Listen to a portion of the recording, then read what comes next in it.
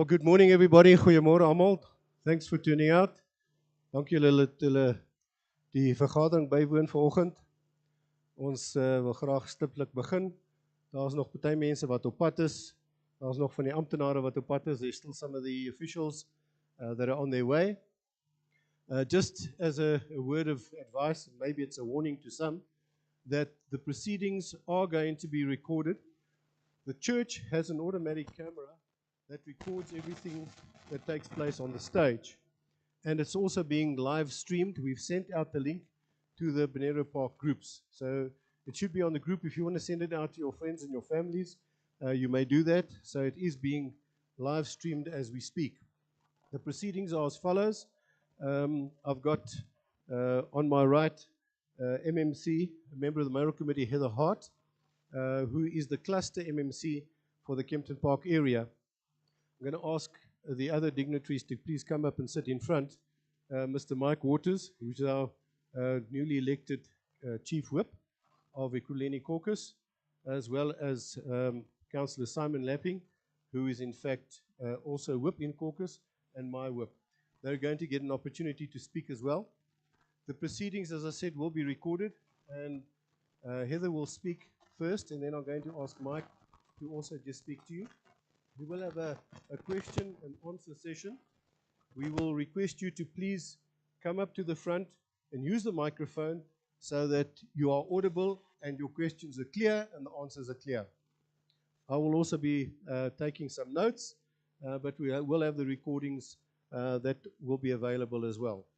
So without further ado, I'm going to ask MMC, member of the Mayoral Committee, Heather Hart, to come and address you. Thank you.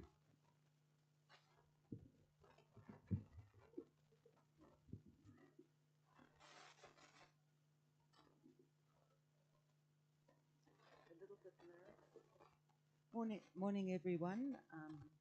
Welcome to this meeting today, and thank you for giving us the opportunity of reporting back to you on some of the major issues that you've been experiencing in this area, and which is very much the same as a number of others with a few glaring exceptions. What I really want to do to start with today, and I do know that some of the residents here have heard this before, is just take you through this last 15 months of our being in government. No one was more surprised than we were when we had a DA mayor, Speaker and Chief Whip elected into government in November 21. As all DA caucuses do, we had prepared a ready-to-govern document, but nothing can prepare you for what you find when you actually move across from opposition to being in the government. The first glaring thing that we found was that we were running between 8 and 12 days cash reserve. Now, for 50 billion rand city conglomerate, you can imagine what that means to the finances of that organization when you only have cash on hand to last you 8 to 12 days. So the first thing that we had to do, we had no option, was to introduce a very fiscally prudent adjustment budget. So it's really just realigning the money that is already in the system. Bearing in mind that the city was coming out of the COVID era where already we had been experiencing a decline in the collection rate. So that meant that we were just taking money that was there and putting it into what we regarded as the key problem areas, and I could say probably bottomless pits that the city has. So money was, the majority of money that was available was put into roads, water and energy, sanitation, infrastructure. And I can honestly say that it's a drop in the ocean of what is actually needed out there because, and I'm not blaming the ANC or the EFF, but I'm saying that when you have had a city like this, which should never have been a city like this, that has been neglected for 23 years to try and turn it around overnight, to try to make a dent in what we have at present, has been near nigh impossible because we don't have the funding.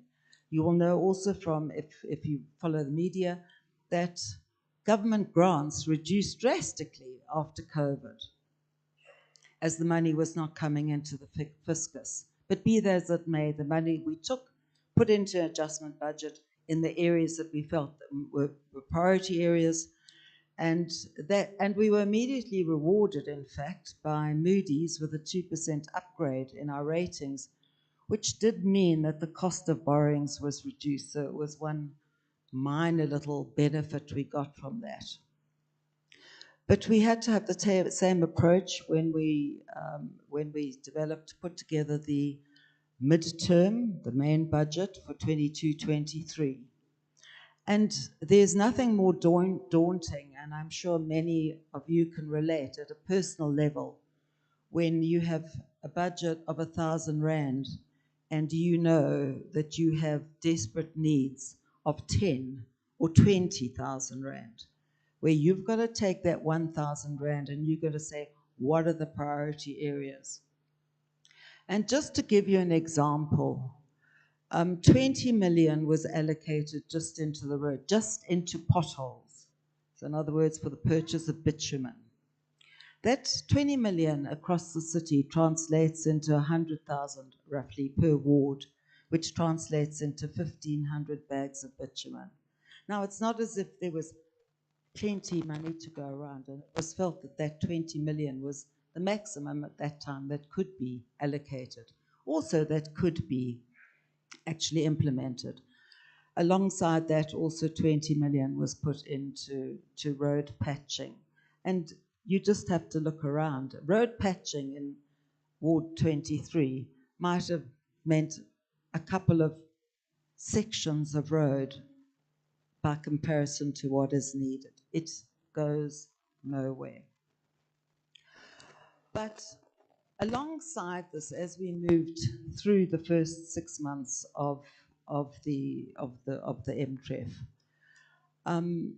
what hit us were two things. The one was the fact that there had been an agreement that the city would pay Eskom 15 days.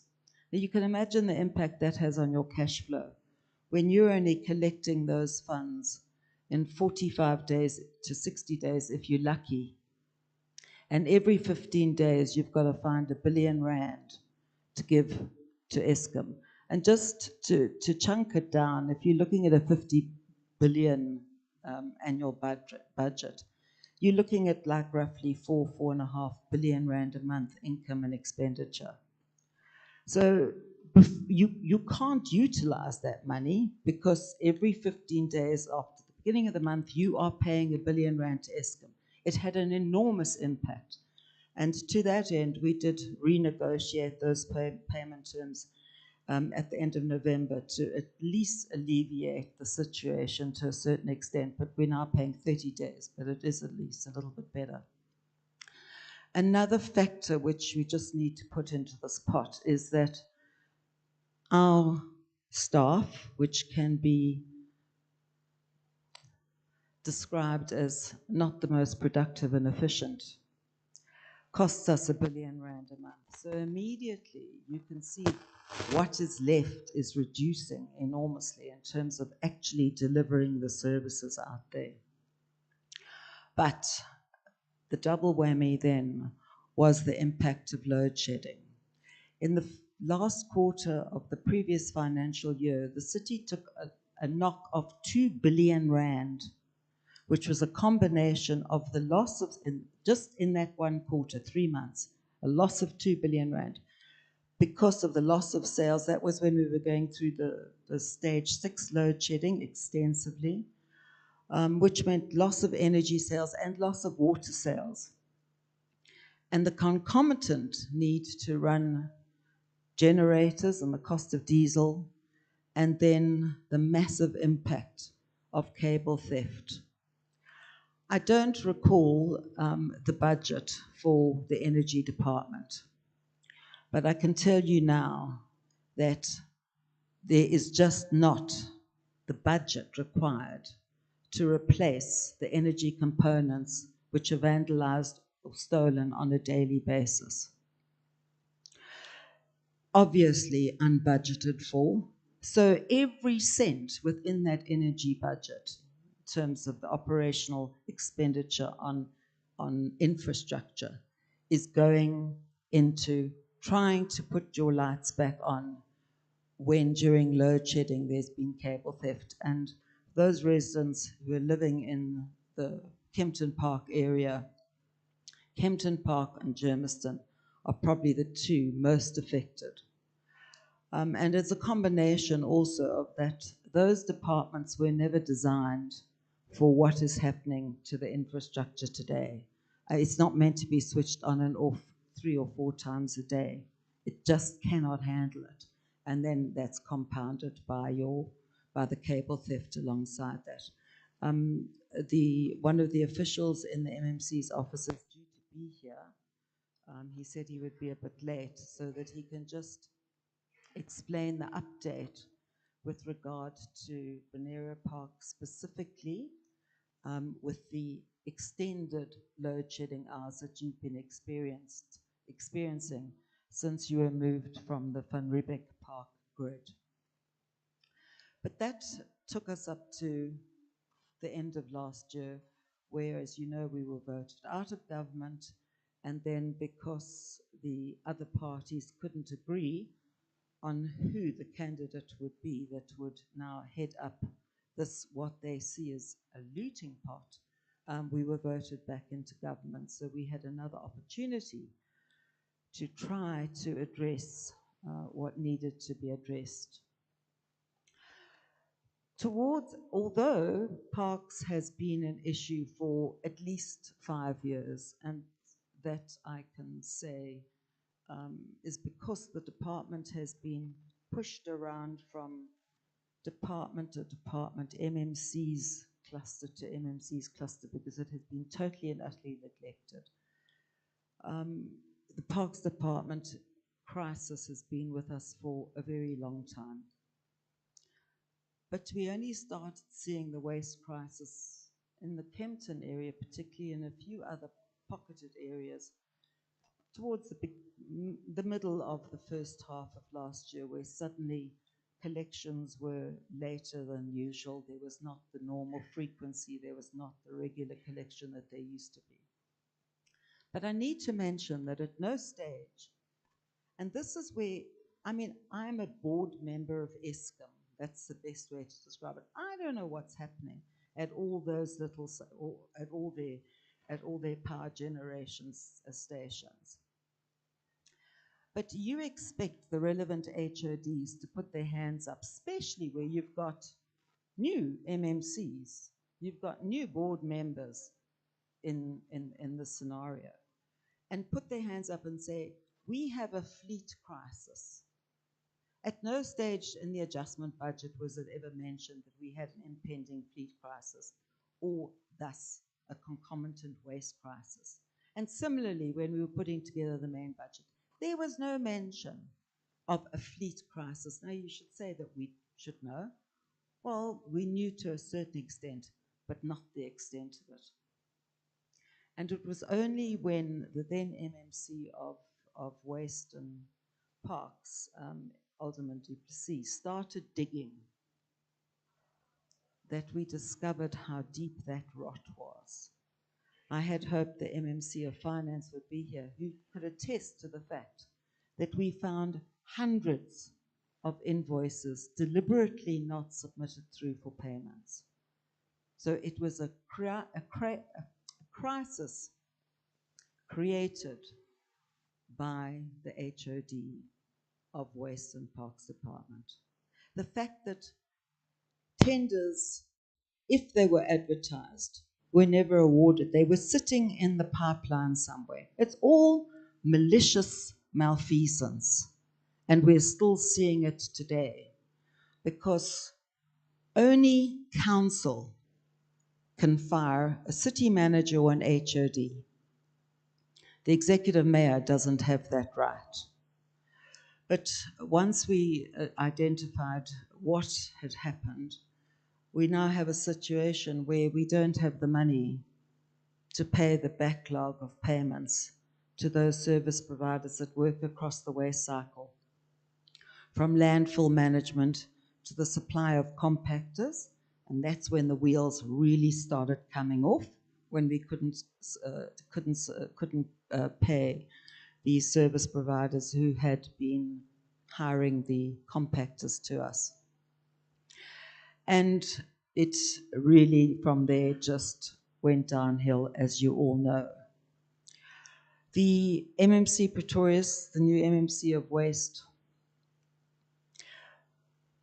started pushing for the awards of the service providers for these new compactors. But clearly, we needed to address the backlog.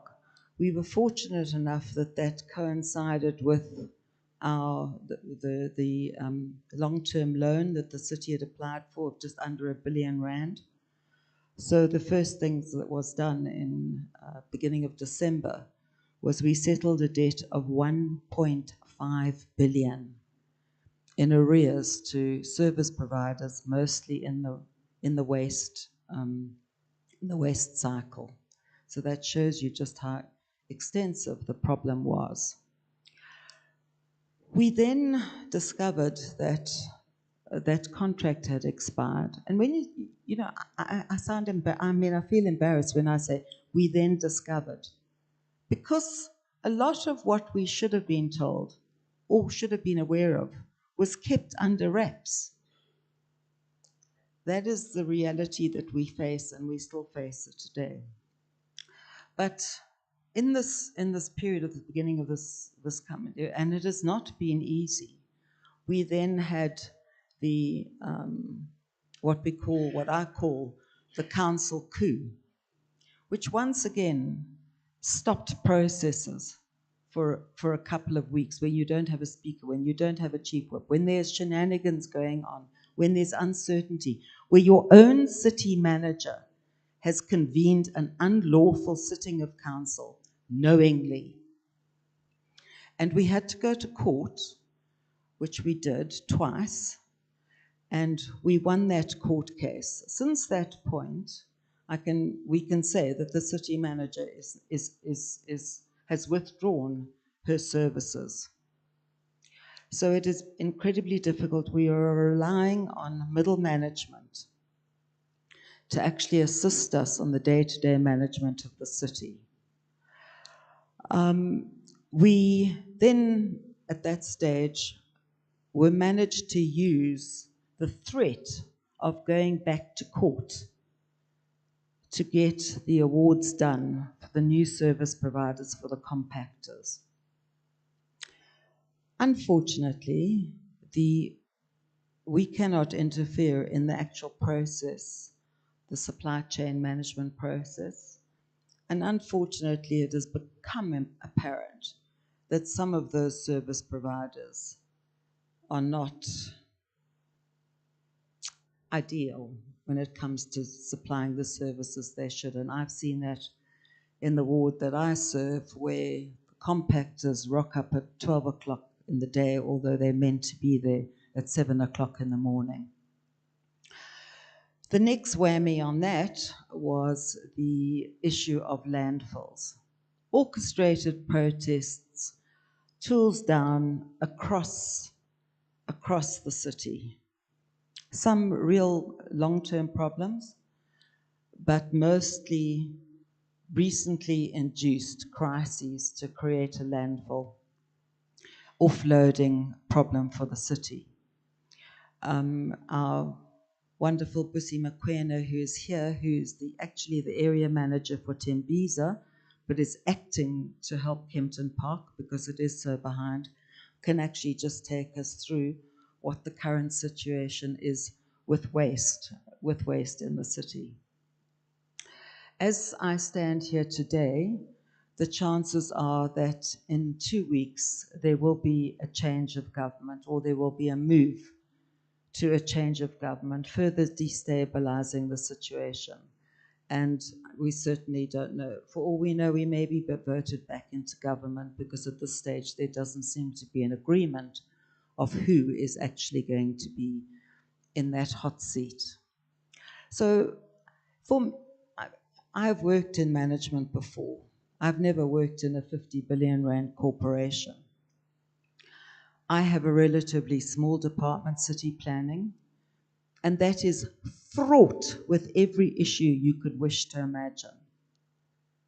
From staff who do not, who will not answer to a directive because they don't have to, because they're protected, and that goes throughout the city. I can't speak to you sufficiently knowledgeably on the energy crisis, but I am hoping that Yorbi Kabai will be here shortly so that he can take you through that. If not, we will do our best to get whatever answers we can. He also needs to address the issue of Poo Lake, the infamous issue, the shocking issue of Poo Lake. I think I would like to, if I may, just before Mike Waters takes the podium, of just inviting Busi to come up so that we can just wrap up the waste crisis, if I may. Busi? Busi Mokoena.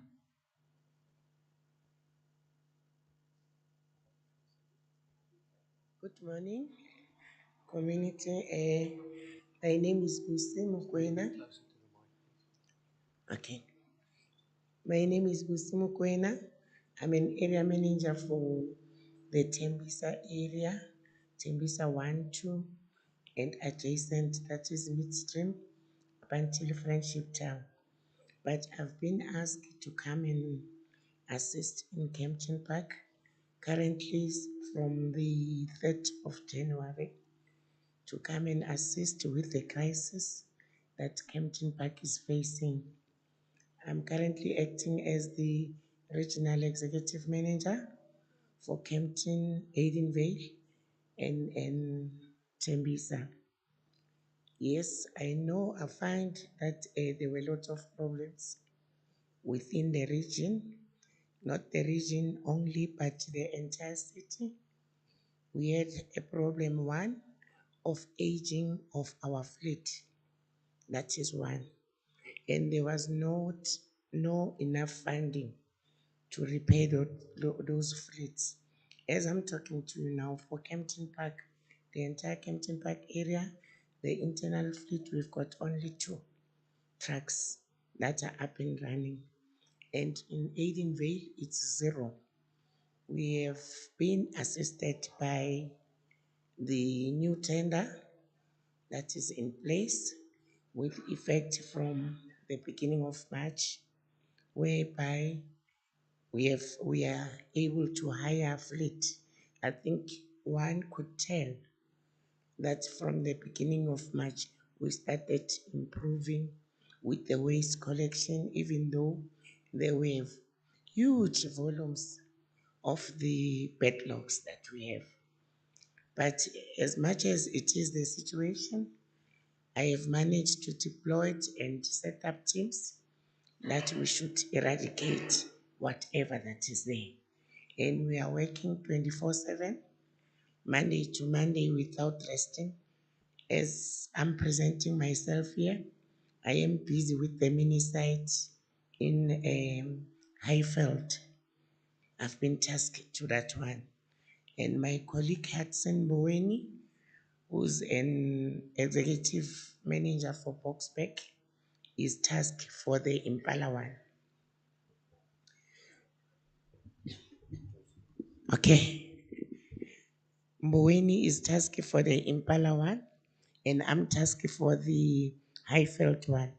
Whoever resident who has went there, I'm always there, monitoring what is happening at the Highveld, and I'm deploying as much fleet as I can. One can go there now. I'm busy there now. I just left there to come and attend to this meeting. You can see that there is a great improvement with the fleet that I have deployed there. And on round collection, I think by the end of this weekend, I am going to be able to deal with all the backlogs that we have.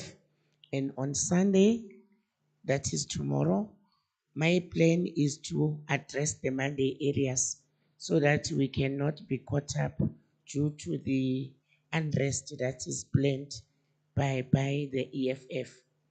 I didn't want myself to fall back with the service delivery according to my plan. So I have asked the CRMs to circulate messages that on Sunday, that is tomorrow, I will be servicing Monday areas just to help up the community, and that we shouldn't incur the backlogs that we had during the festive season. I know you've been through a lot with volume of waste. I don't want to happen anymore. That to happen within the northern region. So for Kempton Park, I have deployed 11 RCR compactors to attend to the Kempton area with the crew as well for tomorrow. So hopefully we will be able to complete those sites. We also have a challenge. I think the MMC has alluded to the fact that at one stage all our landfill was shut down. The reason being the community didn't want those landfills next to the areas. So if one collects a waste, where are you going to dispose it? So hence, we had the problem that we had. Our second problem was, and also the MMC has alluded to that fact, was that service providers were not paid for a period of up to 6 months. So they were bleeding financially. They couldn't further operate or render services for us. As we speak now, we had the second landfill opened, that is on Thursday. Prior to that, we had only one landfill that was running. It was Bloodcorp, and the queue there was very bad. One would send a truck to go and dump there or to dispose. At 9 o'clock, the truck will come back at 5:30. Hence, we have faced with so much backlogs, but we are doing our best. At least yesterday, the second one, Sima and Jack, is open. And for the offloading facilities, which is a Highveld and Impala one, we have created a space in our old landfill where the contract has expired. We don't have a service provider in place. The item is still at the supply chain. That is Roykral is closed. Velde Frede is closed. And now recently, Rietfontein is closed due to the community doesn't want the site next to their houses. So currently we've got about 4 landfills that are closed, 2 are in operational. So as much as it is that situation, we are trying our best to render the service, and on daily basis, I'm ensuring that I am keeping all the ward councillors posted as to which areas were covered, which areas are outstanding, and the outstanding areas as to what will be the action plan. Another difficulty that we are faced with, since we've got these long queues within our landfill, the landfill is the place whereby we don't have proper tarred roads constructed. All the roads there are not tarred. So when it's raining, we've got a problem of a slippering of roads. Other than slippering, you see when you dispose the waste and the place is wet, trucks are getting stuck. We need to have a special equipment of pulling those trucks out. What I have proposed to the city is that we need to look at other mechanism. Fortunately, in waste, I have done a study. I even went to Munich in Germany, Italy, UK, US, checking their model of waste collection. I've done a study on that. I have proposed that to our city that we need to start to have a plan B in waste disposal. Because abroad, there's nothing that it is disposed. Everything is reused and reproduced for a certain product.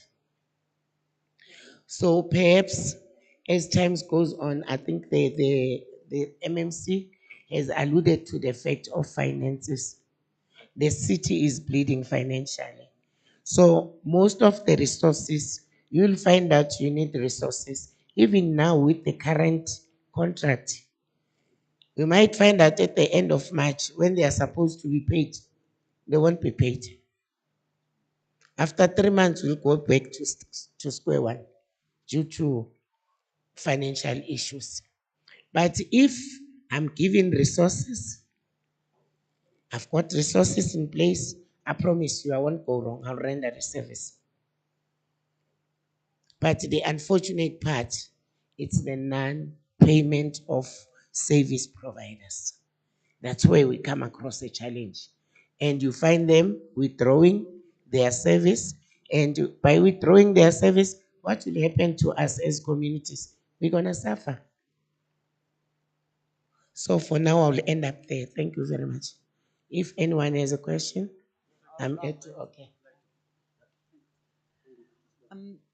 Thanks. So at least there is some light at the end of the refuse tunnel.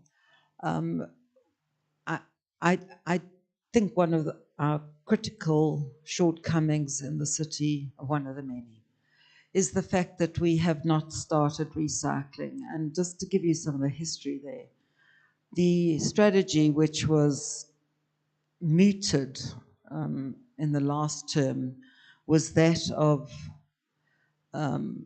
using co-ops.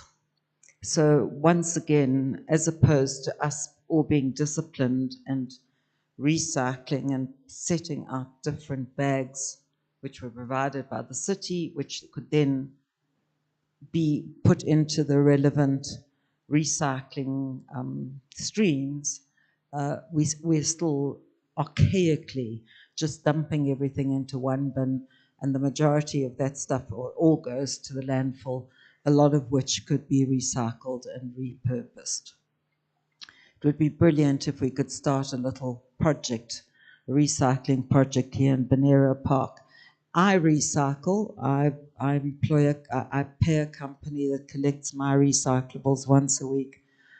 I put out one Checkers bag of household rubbish a week. That's all I need because they're just two of us. But most of what I purchase can be recycled. Is Helen Chudley here by any chance? Okay, I'd hoped that Helen Chudley would come from a Parks Department. She is an incredibly hardworking and long-serving official within the Parks Department. When last I checked in, they had 5 tractors, and as you know, you can't mow everything with tractors. 5 tractors and 2 brush cutters. They do have working chainsaws, but they had no oil. So this is how we have been limping along. Partly financial, but certainly to a large extent caused by the I can only see it as malfeasance in the supply chain management process. How can a 50 billion rand city not have the basic materials for Parks Department to operate? When we don't have blades, when we don't have wire for the brush cutters, and I mean, seriously, the city manager has a lot to answer for because they're the service delivery people, not the executive. So parks have been limping along. There is no light at the end of the tunnel. I don't know when we're going to start being able to purchase materials.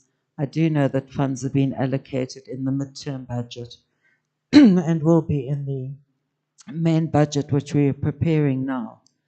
But I don't have any light. I do know that if issues are raised, specific issues, specific parks, specific roads, and are sent through to her, she does do the best, even if it's a matter of borrowing equipment from Edenvale, from Germiston, or from one of the other departments, the other depots nearby.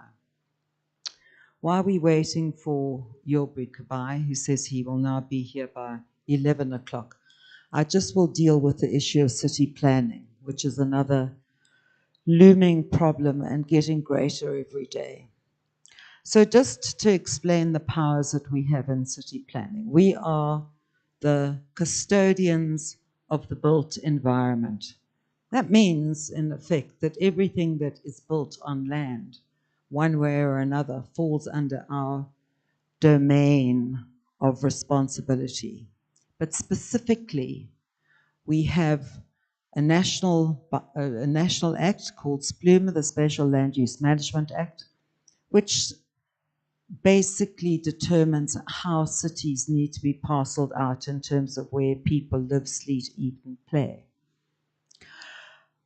That is broken down further into municipal spatial development frameworks, regional spatial development frameworks, but more specifically also into town planning schemes. And that determines what you can and cannot do in particular areas. So if you're in a residential area, it's meant to be residential, and you can make application, consent use application for boarding houses, for guest houses, to run a small beauty salon, to run a financial consulting, etc. There are a number of things that you can do from your home when it's still residential. When it comes to actually saying that I'm no longer using this house to live in, but it's going to be offices, then it's slightly more complicated, but it also can happen depending on where in the residential area it is and what the particular enterprise is that you want to run. Alongside that, we look at the building regulations, the buildings. So you've got this is what you can use this land for. Now, what are the structures that are allowed on that? So obviously, if you're in an industrial area or commercial area, you can have different buildings, different structures from what one could have in a residential area. But all falls under, yet again, another national act, the National Building Standards Act, and then with its national building regulations. And that determines how you have to build and what the process is as you're building, and the responsibility of the city and or the builder in that process.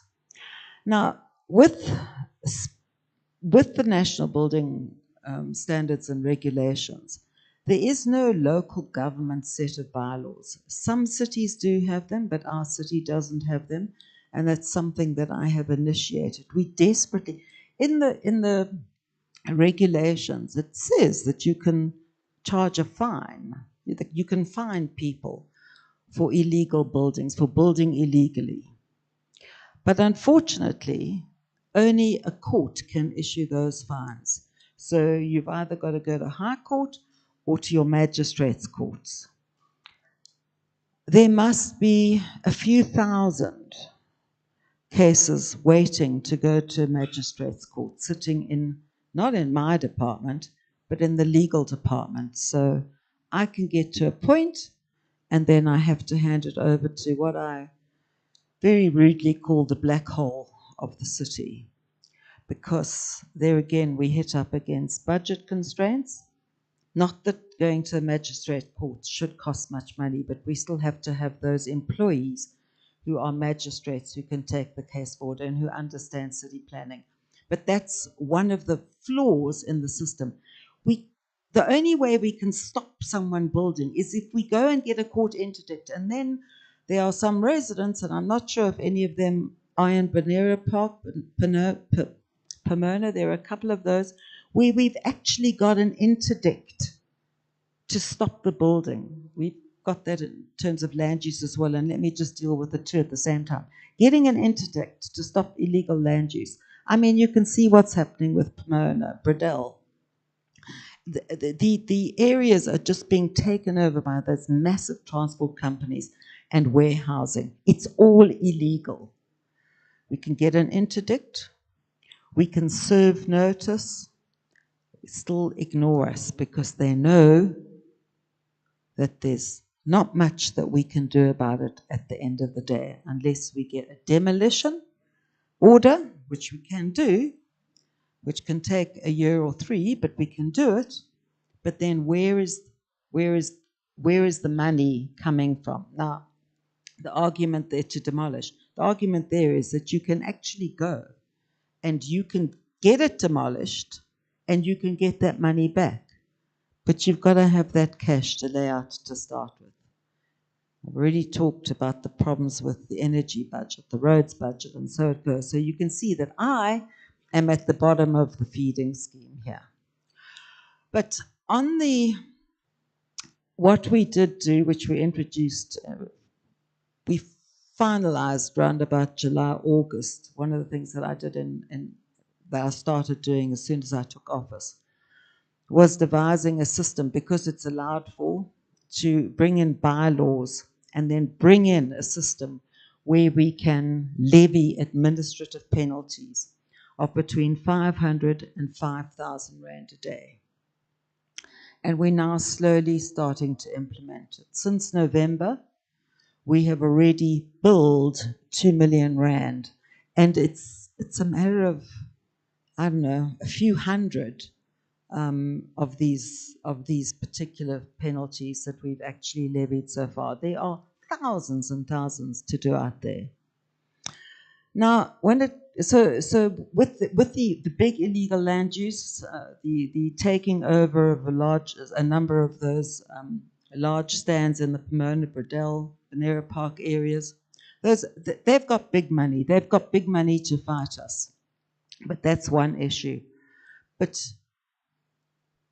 far more worrying for me, and sorry, just on that score, we actually need to start looking, and we're in the process of doing new regional spatial development frameworks. So we have to look at, has the horse bolted and we can't get it back into the stable?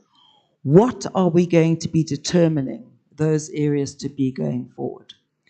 But the backyard dwelling is now a major crisis, because there are 2 other spheres of government who are working against us. I keep saying that in terms of the building regulations, in terms of the standards and the regulations, we at local government have to have a building control officer.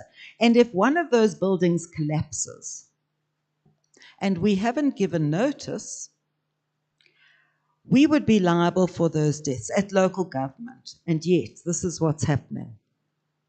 At national government, there's an act called the TEDA.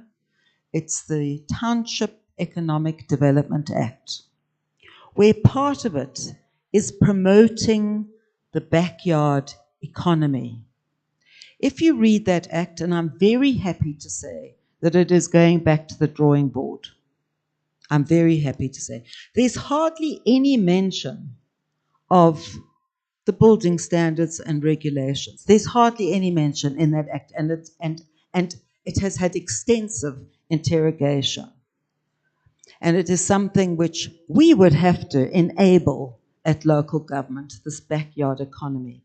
Alongside that is a provincial initiative to what I would call regularize the rental of backyard rooms. At the moment, they have no protection in law.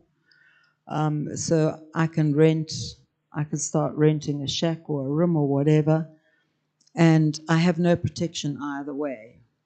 Neither does the owner.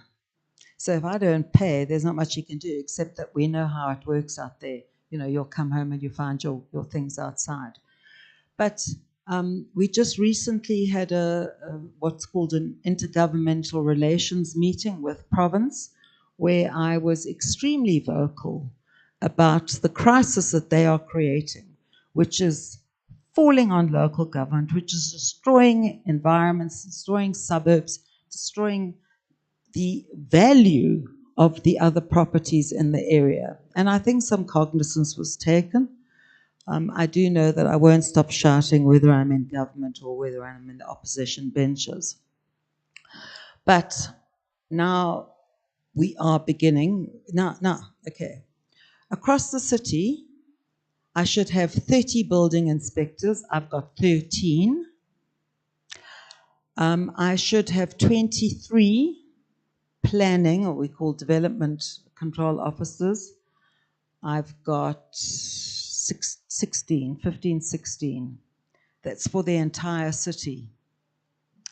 So they are doing their best. We're identifying pockets and pockets and pockets and then going after a particular area. We're looking for low-hanging fruit so that we can identify and try and make an example.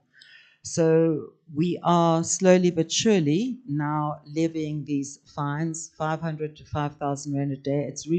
It is having some effect. We are finding property owners coming forward and saying, well, how do I rectify this? In some cases they can rectify it, in some cases they can't, and they're told accordingly. But that is at the moment the only ammunition that I have. And for illegal land use, and until I have the same on the building control side, there's not much more that I can do other than once we have done the notice, follow-up notice, we send it to the legal department. I have there also begged for my low-hanging fruit to go through to the magistrates' courts. And at this stage, I have not been successful. It was raised again on Thursday and Friday in our MACO meetings, the importance of this being taken seriously because it is destroying, I mean, for the city's point of view, it's destroying their rate space. And hopefully some cognizance will be taken of it. Yilbury is not here yet? So, okay, Mark, do you want to speak in the meantime as a filler? Okay, do you want to? Okay, you can introduce Mike. Thank you, everyone. I'm here for questions and answers. Thank you very much, Heather. There's a whole lot of information there. We will be taking questions and answers at the end of the session. The way it'll work is that I'll ask you to raise your hands, and then I'll give you a number. We'll have as many sessions, questions and answers as is necessary to go through all the questions, the burning questions that are out there, and hopefully we can get them all answered. But before we go to that process, I'm going to ask our newly elected Chief Whip of Ekurhuleni Caucus, Mr. Mike Waters, who's a previous Member of Parliament and a long-standing member of the party, to just come and give you a brief overview of his responsibilities. Thank you.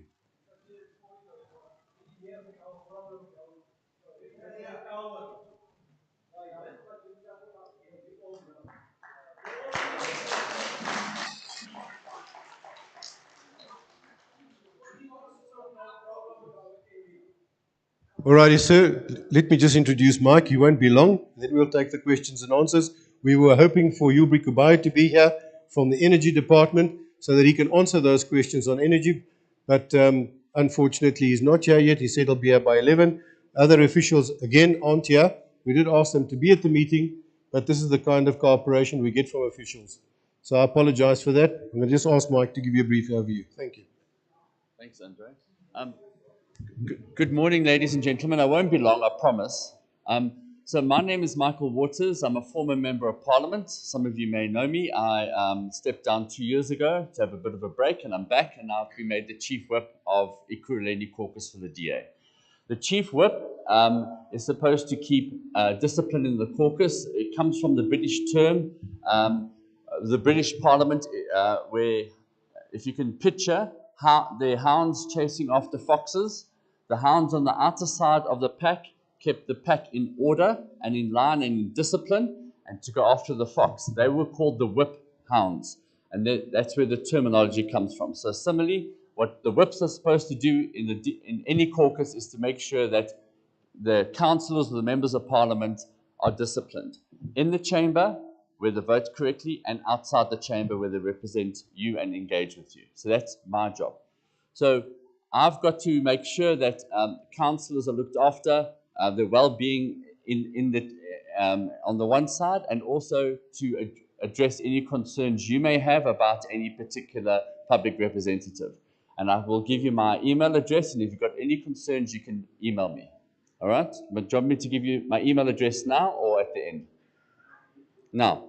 Okay. So my email address is michael.waters@ekurhuleni.gov.za. Right? Must I repeat it?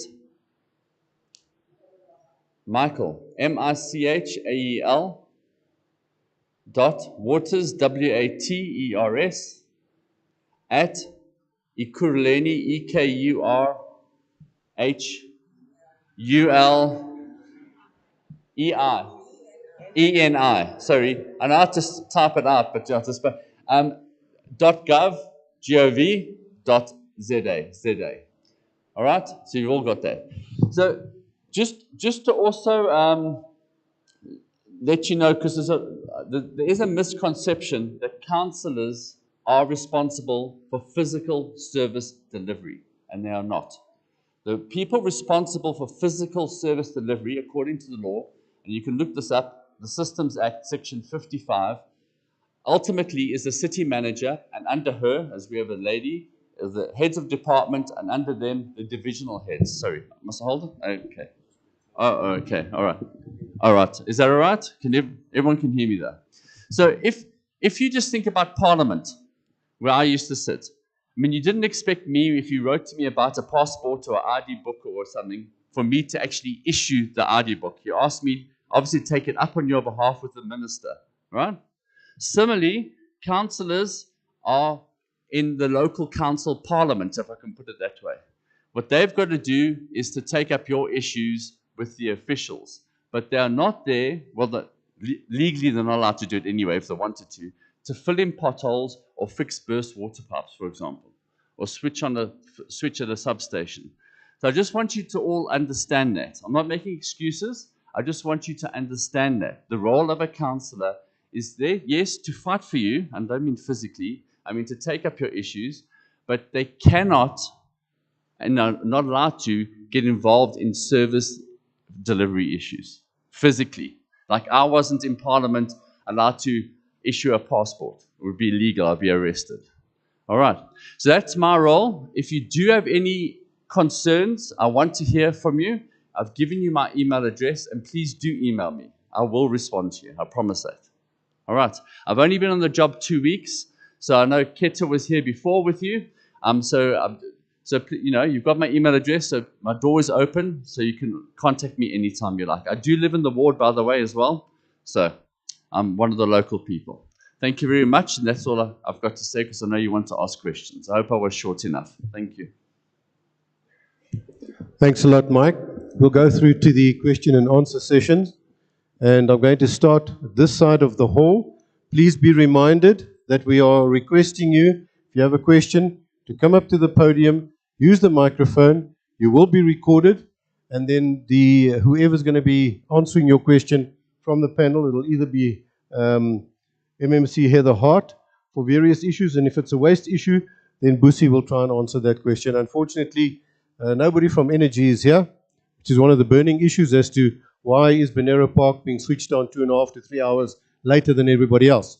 There's nobody to answer that question yet, but I'm sure MMC Hart will make a note of it, and try and follow it up, and then we'll distribute it. Right, so we will start from this end of the hall. I'll take 5 hands first. All right, 1, 2, 3. We'll come to the center. 4. We'll take 5. Is there another one in the center? 5 at the back, please. Okay, so 1, 2, 3, 4, 5. Okay, number 1, please, if you can raise your question.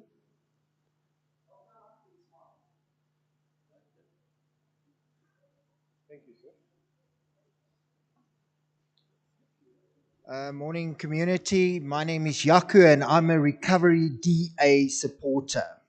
Well, I used to be a DA supporter. I voted on 1 November for Andre du Plessis, and I'm regretting my decision every day. Okay. So, thank you for this opportunity.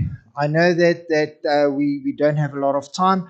However, on the 8th of July, 2022, we raised the way that we are being treated by our ward councillor in a meeting with Mr. Shandu. I've since sent emails to all of the DA, Mrs. Helen Zille as well, and it was explained to me that I have a vendetta.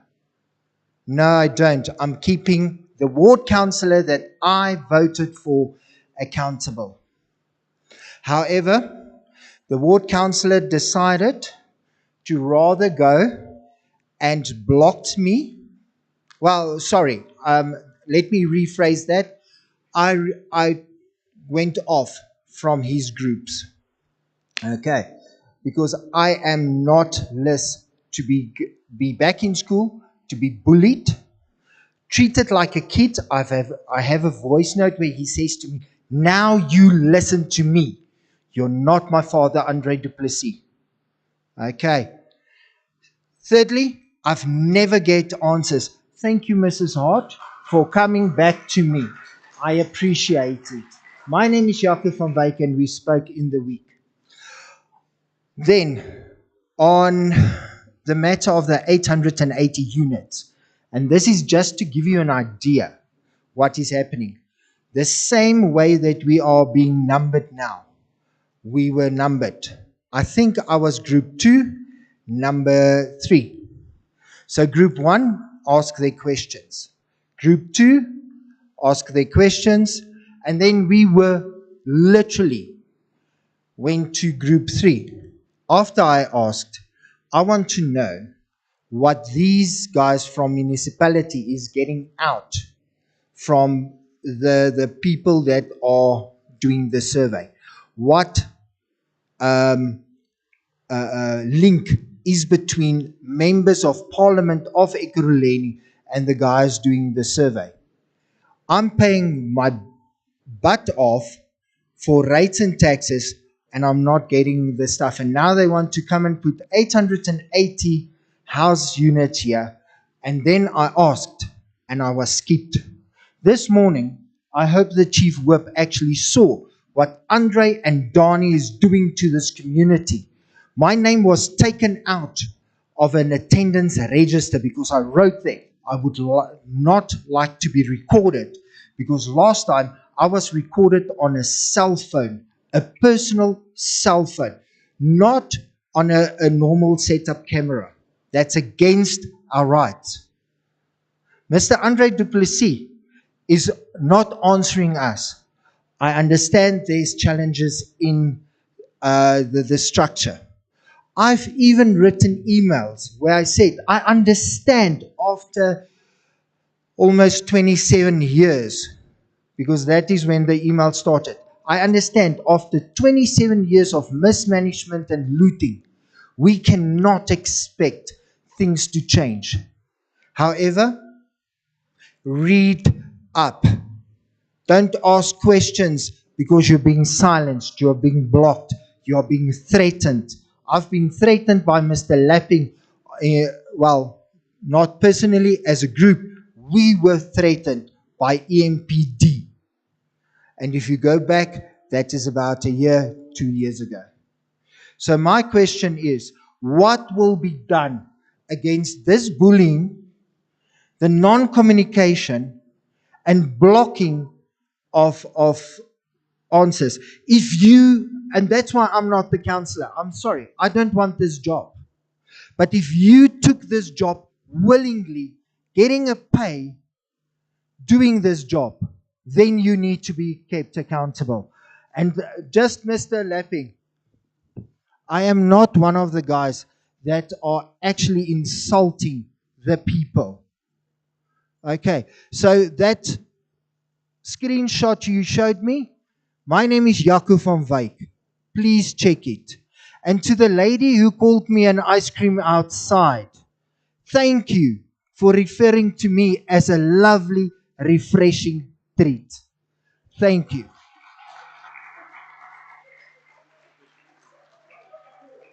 Thank you very much. Not much service delivery in there. Nevertheless, one of my colleagues will be answering those questions. Number 2, please.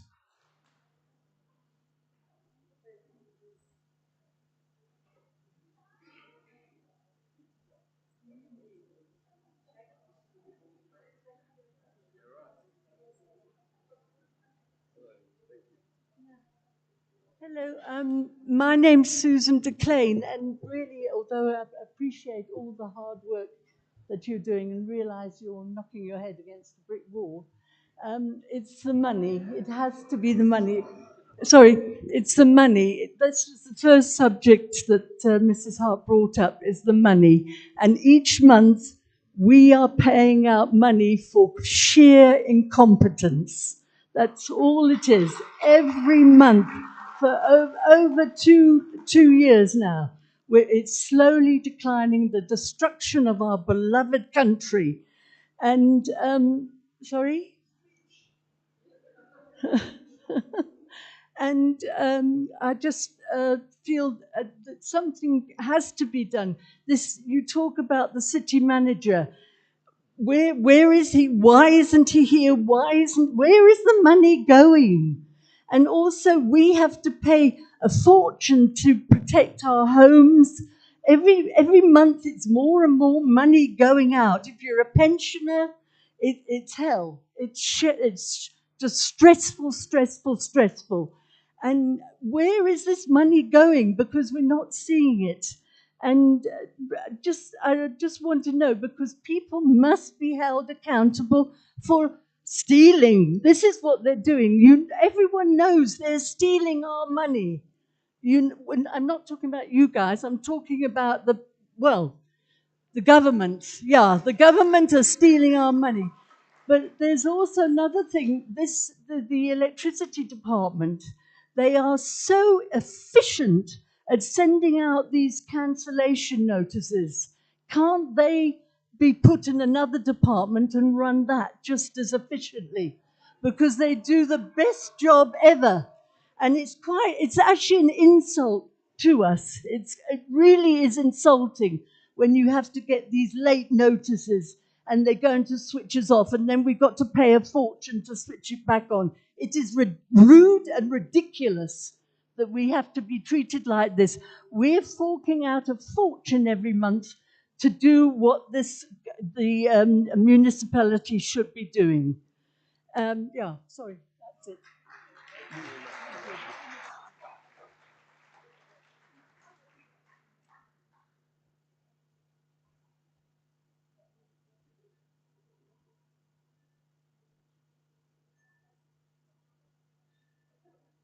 Thank you very much. Number 3, please.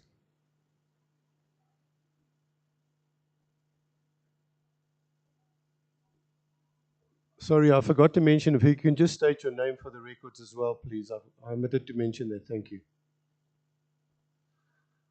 Hi, good morning. Can everybody hear me? Hi. Quentin Cockcroft, 26 Eldorado Street. Cockcroft.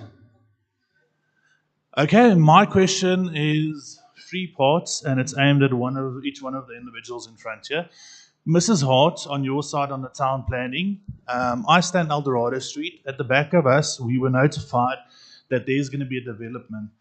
I took this up with Andre and got very, very bad results. And after fighting it myself, and not actually getting much help from Andre, we had it actually sorted out.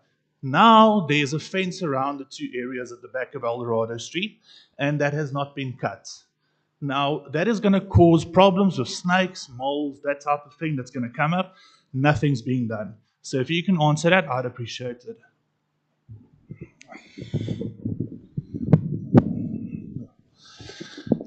Secondly, if I had to just ask from Mike Waters, from the DA, the biggest problem we have here is that we've completely lost confidence in the party that we all voted for. We all voted for, and we were said, please vote DA, please try and get it there. Nothing's happening. We don't get any results from the party. We don't get any results from the members of the party. Nothing's happening. So if you can answer to the party stance, I'd appreciate that. And then thirdly, Andre, please, if you can just communicate better to us, especially on the WhatsApp groups or Telegram groups, we'd really appreciate it, okay? Thank you.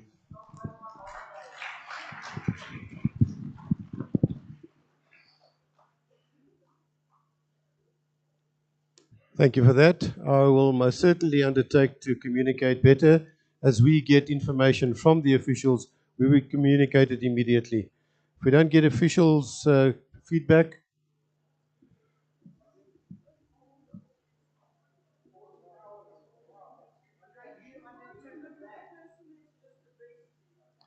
thank you very much. Number 4, please.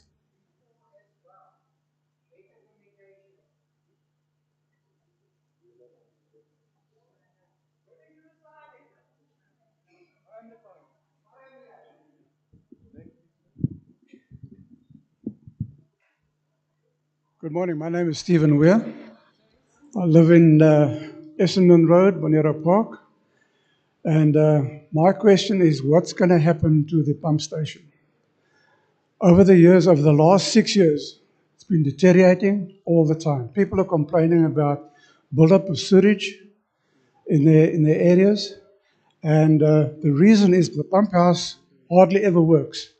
At the moment, there's 2 pumps that are not working. 2 out of the 2 are not working. And to solve the problem of the overrunning sewage that comes from the pump house, they dig a trench and it runs down Great North Road. I think it ends up at the squatter camp, and that's where it is. My neighbor's garden at this point in time is full of sewage. It's been so bad in the past where actually it runs into his swimming pool. And this is costing the municipality thousands and thousands of rands to sort out. Now, my question is, the people that they are employing to do the job over there, are they qualified? I doubt it very much, because nobody comes to that pump at all.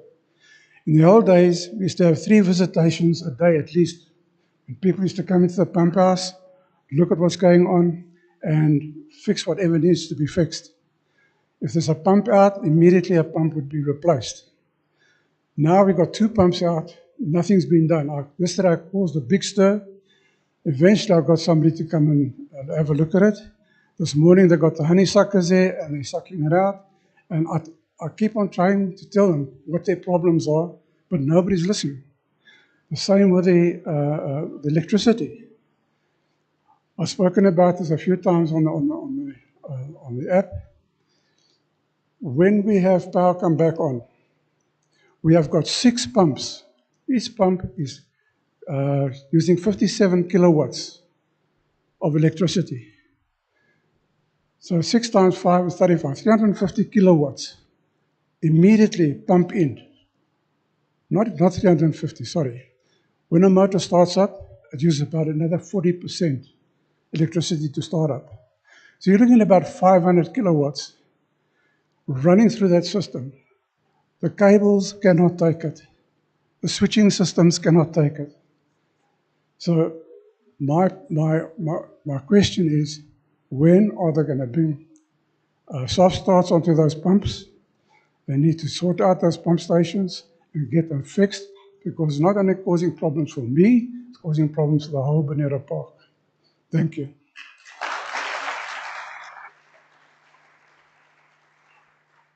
Thank you very much for that. Number 5, please. At the back.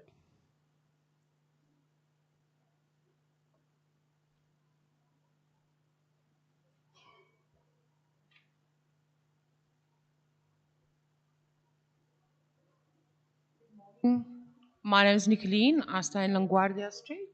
Sorry? Nicoline. I've spoken to Andre before and I've actually sent him a WhatsApp privately. We've recently moved here and it used to be, Bonera Park used to be the best area, community-wise. My cry to him was that if there's a problem, communicate to the community. As we sit here, I'm sure if we get better communication, we will be willing to help out. We're a community. You look after your next door neighbor. We reach out to each other. There's no need to be victimizing each other. Stand together. I don't care if it's ANC, DA, EFF. Yes, they rule the country. But at the end of the day, we are the people that's suffering. Service delivery. Ma'am, thank you in the corner there for everything you're trying. Ms. Hart, thank you for keeping to your promise that there'll be a meeting. I really do appreciate it. Another thing is what really concerns me is where's the mayor? Where is her part in all of this? We've always requested her to be here. She's never here. No cameras. So, I mean, really, if there's a situation that we can address is we need the backup from you guys to give you guys the backup. If you want our vote, be willing to say, listen, we as the DA party are willing to see how we can help you as a community. And I promise you, we'll be there to mow the lawn. We will be there to pick up the rubbish. We will be there to assist you guys, to assist us.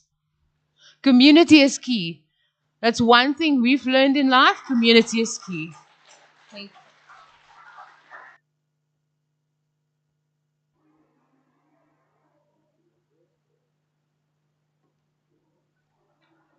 We'll take some answers to those first 5 questions, and we'll take you in the next round, ma'am, if you don't mind. We'll take another round of 5 questions from here to that side of the house, and then we'll start again.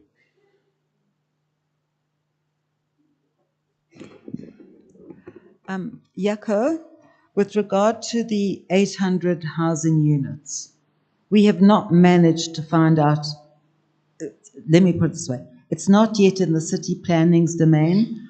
What you were talking about was the EIA. So I will now have to try and find out the details of that so we can find out how that process is, has it been approved or not. Because if it hasn't been approved, maybe you can talk to me afterwards. I just want to explain my problem. My problem is the same procedure took place. I was number 3 group 2. And group 2 were totally ignored by... Okay, that's I get your point. But the point there, yeah, okay.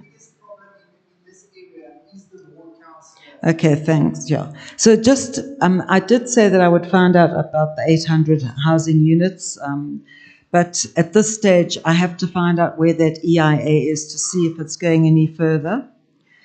If it hasn't been approved, obviously the city planning won't consider it, but if it is going to be considered, I do know that there's an 800 housing unit, which kind of rings a bell, that's in Esland Park area. And it's a provincial housing development. Then, Susan, I, when you say where does the money go, that's a question that we actually ask ourselves on a regular basis, and we don't have the answer yet. But that's finance are the ones who issue the notices, not the energy department. They just send out a runner to cut it off or switch it on. And it is amazing how efficient it is. There is a contract involved there, so that's one of the clues. Quinton, please, if you could, where's Quinton? Quinton, I need to have the address of where this proposed development is, and so that I can actually look at it. And then with regard to Eldorado Park, cutting the grass, is it, Eldorado Street, cutting the grass, is it just along the street or is it the internal where the development was? Okay, and they've just left the grass to grow. Okay, so that falls under the Environmental Health Department. So I just need the address details. If you can give it to me afterwards, that would be great. And then, Stephen, I do know that is, I think, is it called, what is the name of the pump station? Essen, yeah, okay, I've got it written down somewhere because I've just seen it. And I think the point that you made about switching off some of the pumps before starting up is a brilliant one. I don't know why it hasn't been done. But I'll certainly see. I'm extremely embarrassed that Mr. Kubai isn't here. But I will give you, we will see what feedback we can give to Andre so that he can post it on all the relevant groups and maybe even do an article in the paper about it so that it goes to a broader community. And Nicolene, I couldn't agree with you more. But just also to refer to what you said, Susan, I mean, I've been in the system as a councillor since 2011, and I put my hand up to serve in the early 2000s because I couldn't bear to see what was happening to Edenvale happen to it. And we're talking 2002, 2003. And I mean, it was just compared to then to where it was previously, where we were a very efficient little town council.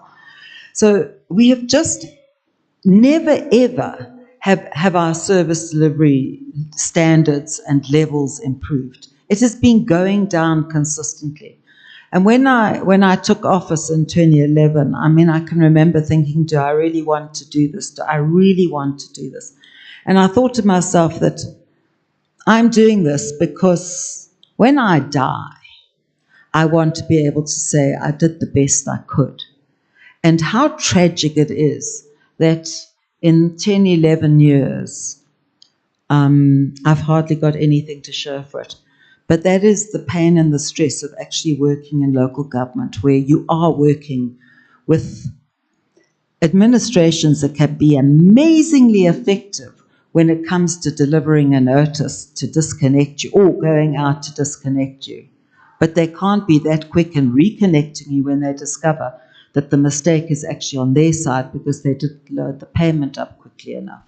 And as the city is moving more and more to apps and other electronic, I don't know how to call them, but moving more onto online applications, there is an enormous degree of efficiency, which I'm seeing through. I was just reviewing this dashboard, just looking at the meters, and they can determine when your meter was read.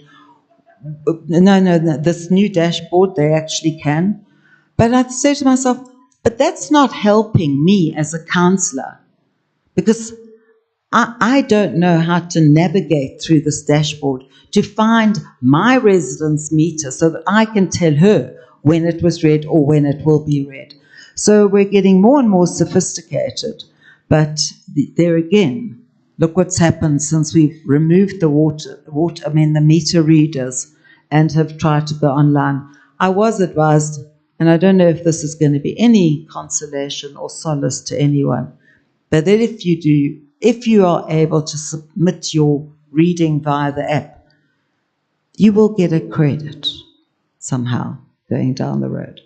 But Nicolene, just coming back to you, we're in Edenvale. We've set up a community group, a volunteer group. It's called Essentially Edenvale. And we now have a volunteer group which is going around doing the things which I know that my city can't do at the moment.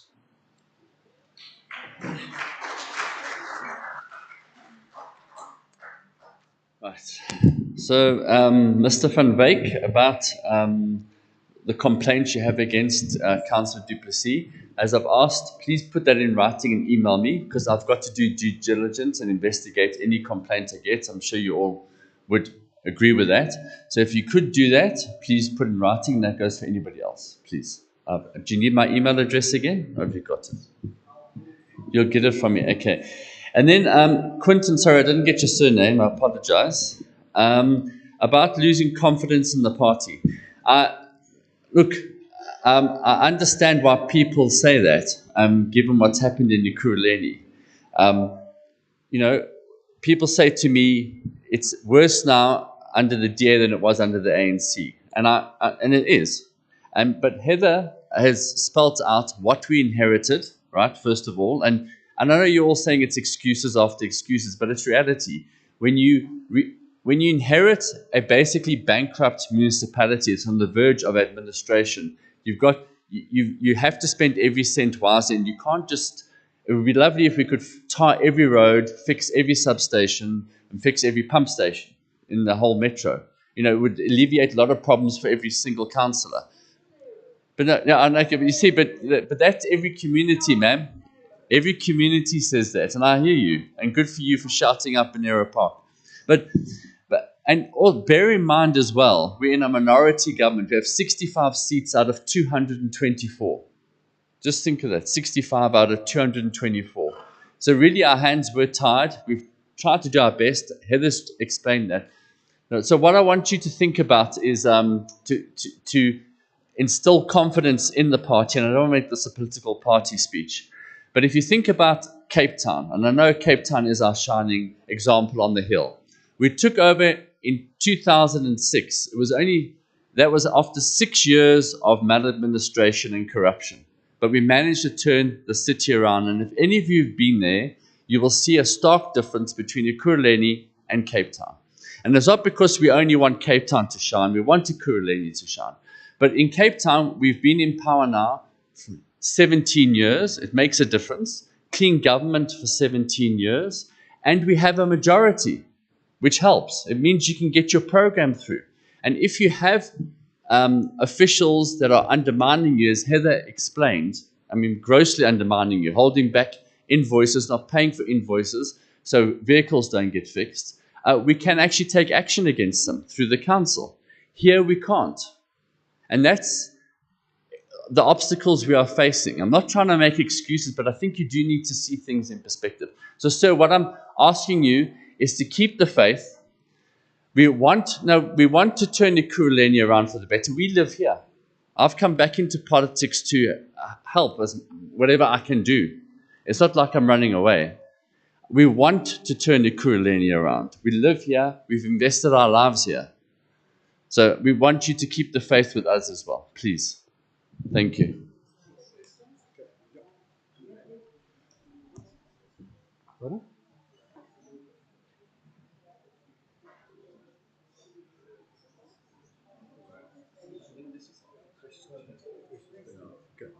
All right, thank you very much, Mike. We're going to take the second round of questions. We started over. All right, that lady was first. I'll give you number one, ma'am. There was a lady at the back there that had her hand up. Ma'am, you'll be second, and you'll be number two. Right at the back, number three. In the middle, number four. Is there? Number five, ma'am. Okay, thank you. We'll take you as number six, sir. All right, then we'll have another round after that. So if you, right, we'll take you. Let's stop at six, and then I see there's quite a few more hands. We'll take a third round of questions. Thank you. Number one, please.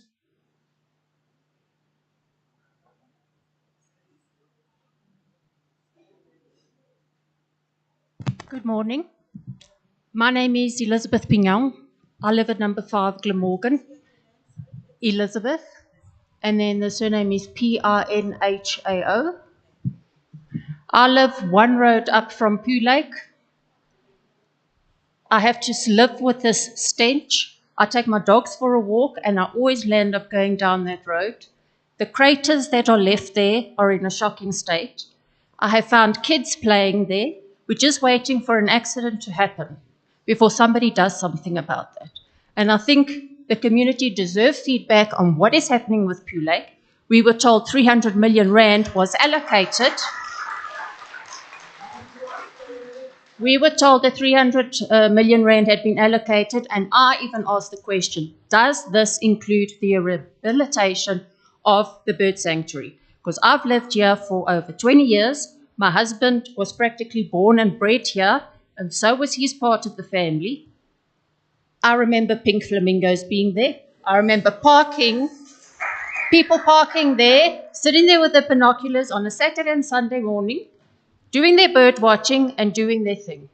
You could actually see the water. Now we just see shit.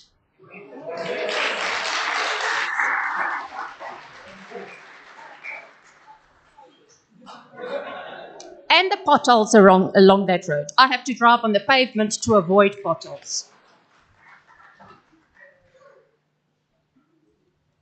Hi, my name's Elaine. The first part of my question has just been asked. I am somebody I'm somebody very, very passionate about Pooh Lake. And as everybody knows, I have had newspapers interviewed and everything there, but nothing's happening. I would like to invite our Chief Whip and the people that are here today to meet us after this meeting at what I call the shitholes, that have even got dead birds in it now, as I saw yesterday. I try and use that road often for exercising, and of course you can't. Second question is my meter being read. I haven't had my electricity meter read for 10 months. Why? I'm paying a set amount. I've since put in solar. My electricity should have gone down, but no, I'm financially supporting services that I don't get. Thank you. Thank you very much. That was number 2. Number 3 from the back there, please.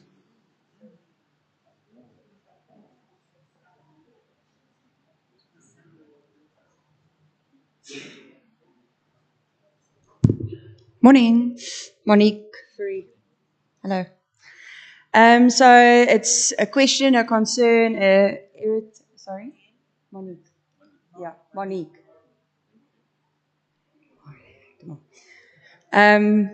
It's moaning. It's trying to raise the concerns. And number 1 and 2 from the second round just mentioned what we'd like to mention as well, and it's predominantly Pooh Lake, and then the craters that were left behind because of the pipes that just doesn't get fixed. So we on the corner of Harewood. It's a massive safety concern. The barriers that were there have been stolen, so any car can drive in there. If you come around the corner, there's just this mesh that's put up. That's now been, well, it's on the ground, so you just have this big hole that's there. And it's about a meter and a half from our house. So I don't know when it's going to get worse, and my problem. We are paying people to cut the grass for us out of our own pockets because the grass isn't being cut. We have raised this concern with Mr. Du Plessis on groups, Telegram, WhatsApp, on email, and personally. And we have not been answered for the last, I don't know, 15, yeah, it's been a while. So it is a big concern for us. It's a big safety issue. It's a health risk. It smells worse than Pooh Lake. And it's, as I say, it's right next to the place we're trying to call home. Okay. Thank you. Thank you very much. Who's number 4, please?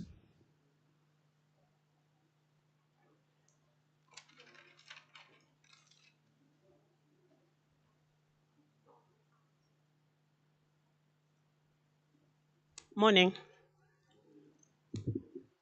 My name is Julia.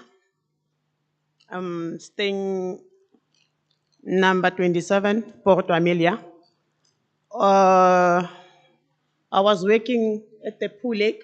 I wanted to answer the lady that she wanted the answers about because of I was the one who was working there. That is why I wanted to answer her what is happening there. Even the government themselves, they don't know what is happening at the Pooh Lake because of I was working there. I've never get paid there. And Andre, he was not the part of the why we were not getting the payment. Everyone left the project because of the government themselves. They don't know what is happening with that, the budget of the money. It's not the issue of Andre. Again, the service delivery issue is not only happening in Bonoro Park or Ward 23. It's happening everywhere in this country. When you go to the township, those township guys or people, they are siding with their councillors, dark and blue, no maganjan.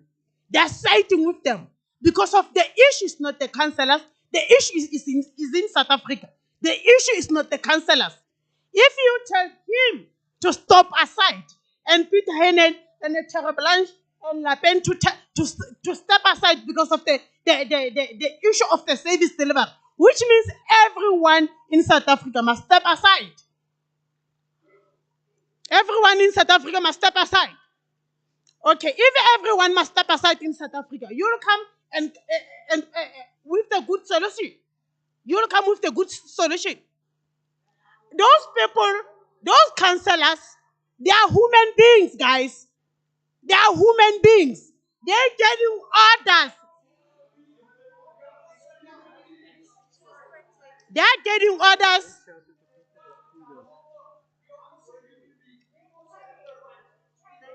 But the problem is in South Africa. It's not in the councillors, guys. It's in the councillors. The issue is not into the councillors. You must know your country. Okay. Number 5. Hello, everybody. Number 5. This is number 5 along here, please. Lady in the back. Are you number 5, ma'am? Okay.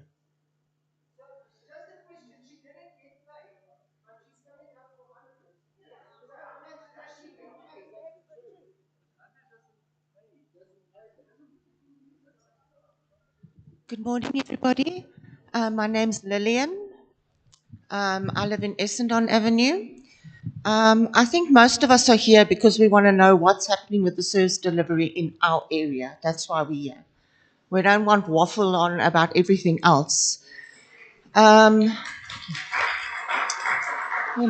What I'm here to find out, what is your plan about fixing our roads, Pooh Lake, the refuse? Every single thing in our area is stuffed. So I want to know, what is the plan to fix each and every one of these things? All I'm hearing is there's no money. So what are we going to do? There's no money. So we need to put our money not into Ekurhuleni anymore. We need to put it in a trust for our area so that our area can get serviced and fixed. This is my only solution. Thanks. Thank you, ma'am. There was a misunderstanding. You were supposed to be 5. Thank you very much. Thanks. What's your name, please? Good morning. My name is Kathleen Paulini, and I don't live in Benaria. I live in Brentwood Park. At the moment, I don't have Kathleen Paulini. Paulini. I live in Brentwood Park. We do not have a councillor at the moment. Our councillor has resigned, and we were invited to even join this.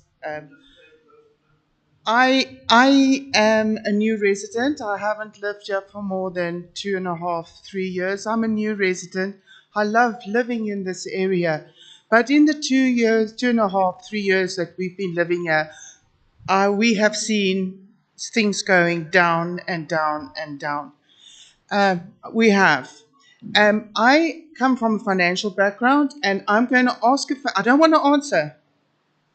I'm just going to air something. I come from a financial background.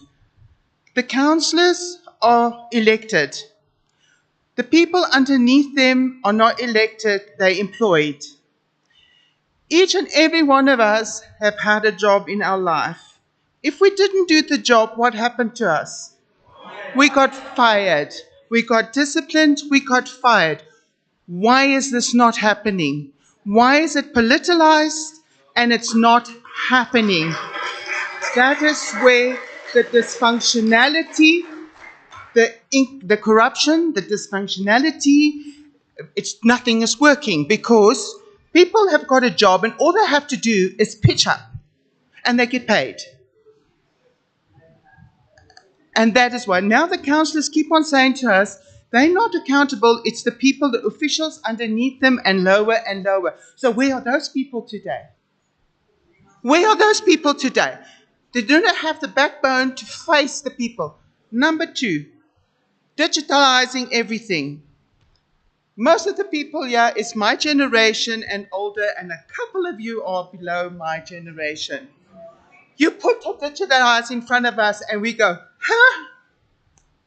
It's a lot of money that goes into that. Fix the bottom stuff and build it up again. The basics, people, the basics. The pumps, picking up the refuse. The Eskom, we can't do anything about it because if it's not there, it's not there. But getting the pumps to go onto solar with the pumps so they don't drain the stuff so when it's on and off, on and off, on and off. We all are trying to do those kinds of things with our houses. Why is the municipality not doing that?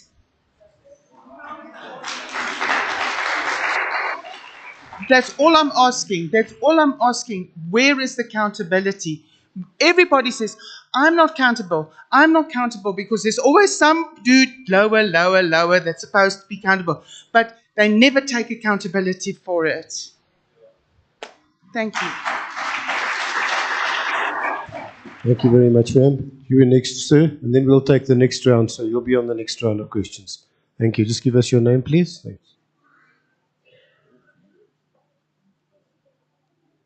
Good morning.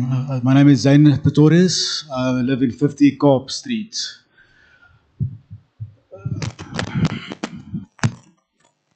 Yeah, much better. Community, what is the road status of Mariknane? MCs, has any of you this morning, when you came to the meeting this morning, have you driven on Mariknane this morning? So you don't need the explanation of that road. I am currently driving on the pavement, going to the road. I know this point has already been made out. So the lady there took out almost my whole speech, but what she's up until this point, we've heard excuses, we've heard explanations of what's happened up until now.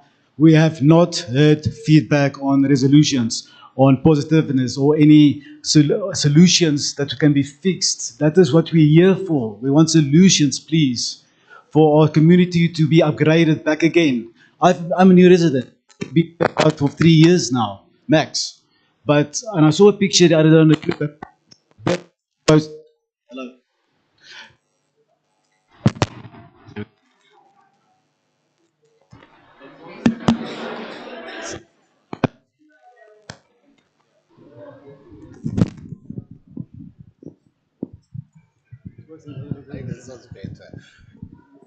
There we go, Azai.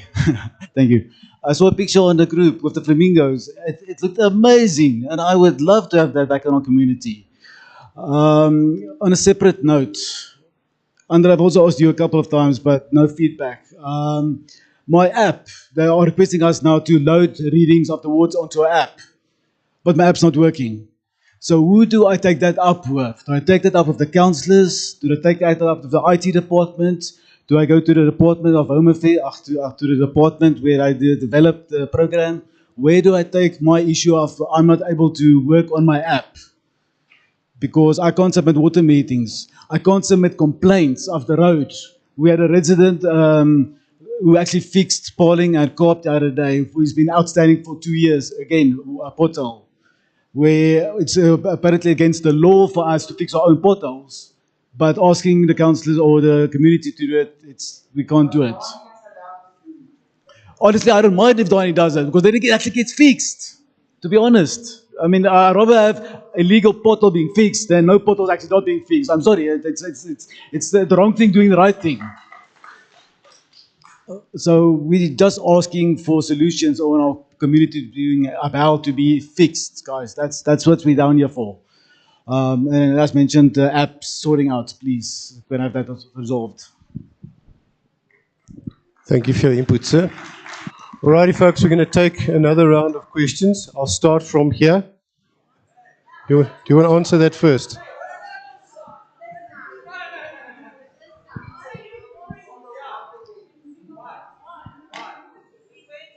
All right, I'm going to allow MMC Hart to answer those questions first.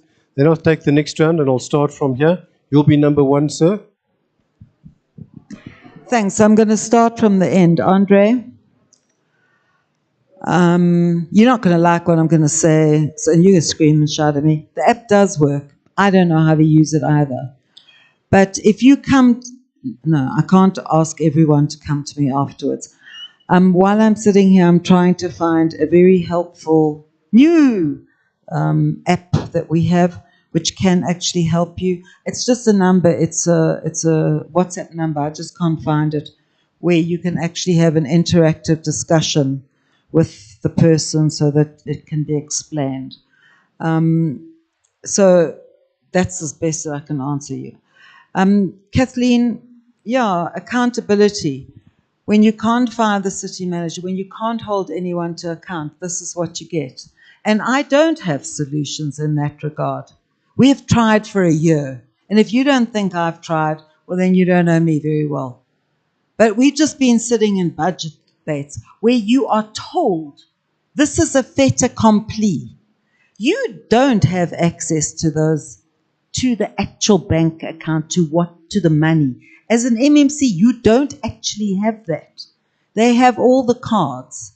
They have all the cards. You can ask for the bank accounts. You can ask for that, the balances every day. But what happens to that money during the day is not that easy to track. But you know, I can't speak for our MMC of Finance, and I wish he was here. But when it comes to accountability, of the officials who were promised to be here today, only one came.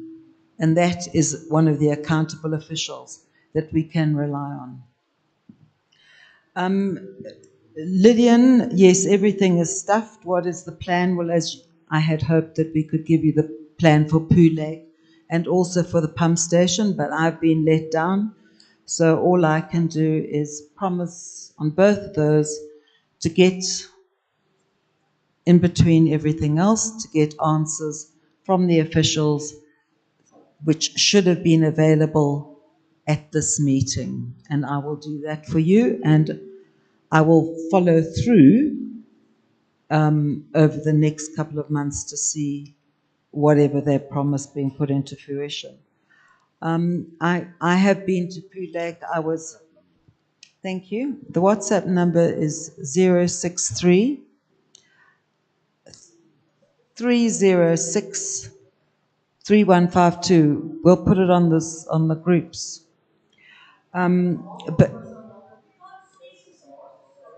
Okay, fine. The number is 063 306 3152.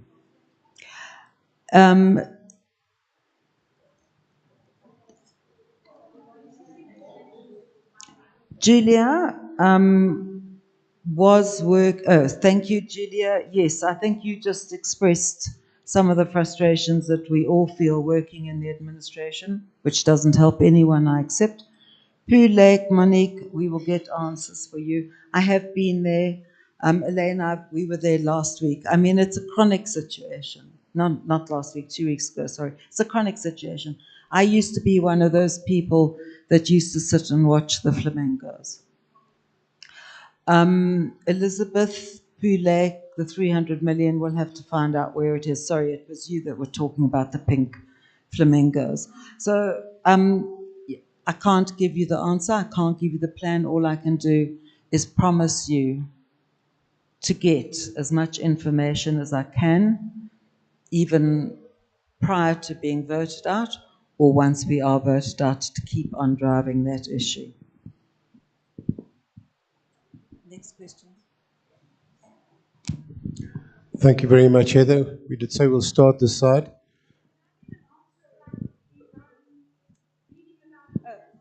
Sorry, yes. I need the account number so I can actually investigate your case specifically, and then I can look at the area. Well, I need something to start working on. Okay, so I need an account number. If you can just bring it up to me, and I will then investigate yours and then we can look at what's going on in the area. I said, yeah, well, then it might be your phone because the app. I am not going to defend the app. I'm not going to defend anything. I just know that it does work, but not for everyone. Heather, just listen up.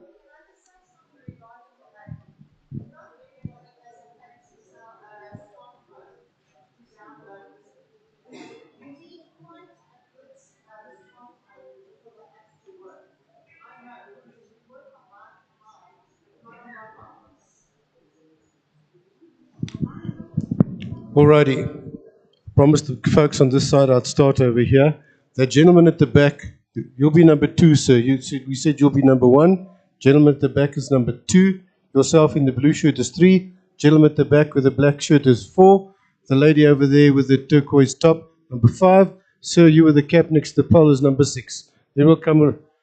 If you're number 7, if there's not any more, you'll be number 7, sir. All right. So they just follow those sequence. Yourself, number 1, sir.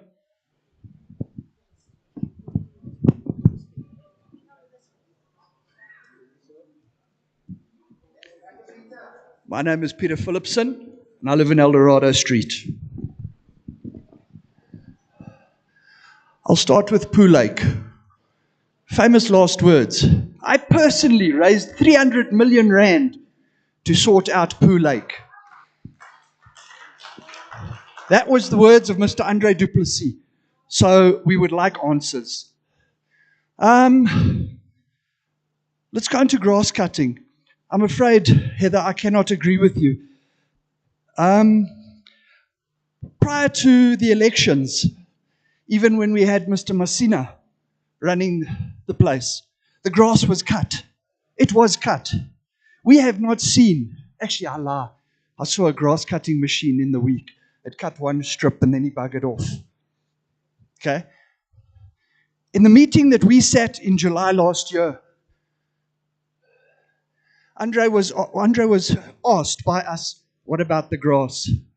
Keta Shandu said, Mr. du Plessis will answer that question. Like the perfect politician he is, he ducked it. And he still does. Okay? So we want to know, when is Mr. du Plessis going to stand up and be accountable as a councillor?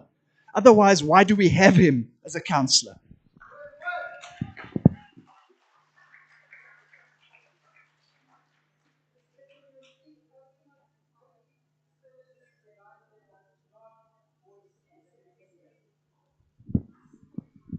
Morning, my name is Henu Venter. I'm staying in Pumula Park. Henu Venter. My first question is for the waste lady. For weeks, you guys couldn't pick up our waste, nothing. But in one weekend, you can jump for the EFF. The other thing for Michael, you gave us your email address. All our concerns we must address to you. But we are tired of responses. We are trying. There's one lady, one of your councillors, Bonita Voljoen, who's going out of her way to give us feedback. All the other councillors always say, we're trying. The Freedom Front eventually go out to sites, take photos, give feedback. What is the DA councillors doing? Nothing. When you put that feedback of the Freedom Plus on the DA's groups, you get blocked. All your messages get deleted. Last night, I was blocked again. Only when I raised my concerns regarding trying. Our people are tired of trying. We're gutful. We want solutions.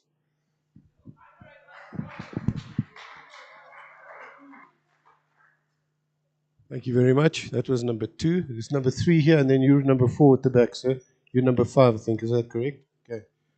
Please, just your name for the records, please. Right. I'm Tulani Maseko, living in Tulani Maseko, living on Eldorado. I think a lot of people here don't care much about politics. Everybody just wants solutions. And there's a lady that spoke really well. I work for a corporate. If there's a complaint against the company that I work for, it's not so and so who sits in this position is not doing the job. It's always the company is not doing the job, and we have to answer for it. At the same time, if the person that's supposed to do the job is not doing their job, they either get a disciplinary hearing or get fired. Nobody sits there and collects a salary without doing their job. So question is like, in terms of holding leadership accountable, I wasn't satisfied with the answer. Even in the executive leadership, what measures do you have in place to hold yourselves accountable? Because at the end of the day, it's about serving the community when you sit in that seat and not your party. Thank you.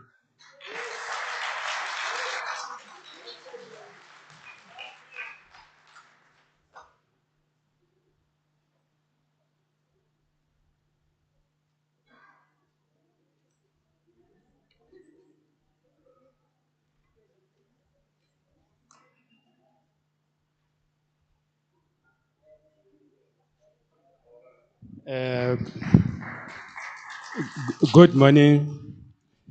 I'm Berik Mhlanga. I'm staying at number 1.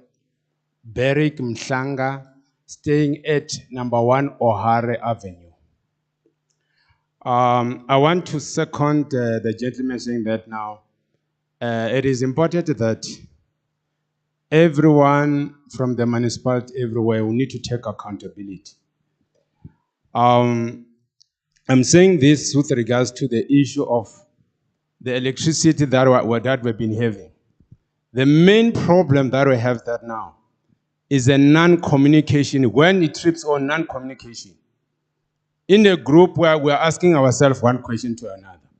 But in short, one thing that as a community of Bonero Park, we need to hold the city of Ekurhuleni is one. I'll start by saying that observation. Managers, they are running away from accountability. All work are sent to call center, call center, call center. After call center, where do you go? I once wrote an email to the mayor. And now, where's the mayor? Where's the mayor right now? It's not the first time. Where's the mayor? So in any way, I won't say, yeah. So for me, the moment to start to having one another accountable, I've written in the what I've given them, I've spoken about the issue of the management, the issue of communication system. When we have a problem, they're supposed to have a bulk system of sending us messages, either our cell phone or our emails. Secondly, when you talk about the issue of now the infrastructure that are being destroyed, to say, okay, what are the metro doing? Because in many cases, we have a metro there. When they move around, when they destroy robot, all this particular thing. But all in all, I'm saying that now, it is important that I've indicated, I've written everything that now we need to be assisted. My other proposal, for example, the issue of infrastructure. When we see people want to vandalize, they must provide us with numbers where we report. And we need to report to the metros. The metros, they move around, but not doing anything. Anyway, thank you.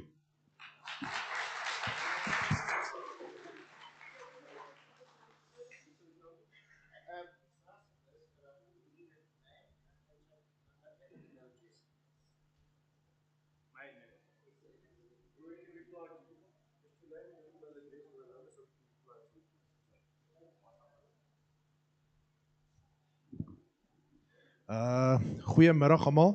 Ek gaan 'n bietjie Afrikaans praat dat dit sterk deurkom wat ek wil sê.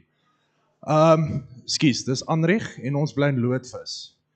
Die eerste ding is dis nie 'n ek wil nie 'n antwoord daarop hê nie, ek wil net vra. Kan ons nie moontlik, ons is nou Ward 23, kan ons nie julle betaal vir die dienste en julle betaal Ekurhuleni nie, dat ons weet, die geld wat julle kry, julle accountable gehou kan word. Dan kan ons nie altyd verskonings hoor van mense wat nie hulle werk en nie goed soos dit nie, want dan kan julle die geld volg. Tweede ding is, hoekom word ons krag die heeltyd van Benero Park oorgesit in 'n ander groep toe, wat nie aan en af sit, dan sit hulle aan, dan sit hulle af. Skus, en dan die derde ding, lief, kan jy onthou wat ek wil nog sê? Is bietjie, ek wil net sê dat ek weet almal op julle koppe trap, en ons waardeer die werk wat julle doen vir ons. Ek weet dit is nie 'n maklike ding nie, en ek sal graag dit nie wil doen nie. Een ding wat ek net kan sê is, ek wil net graag weet, hoekom ons krag altyd 'n uur en 'n half soos gisterand. Ons krag moes 10 uur aangekom het 10:30. Dit kom eers toe na 11 aan.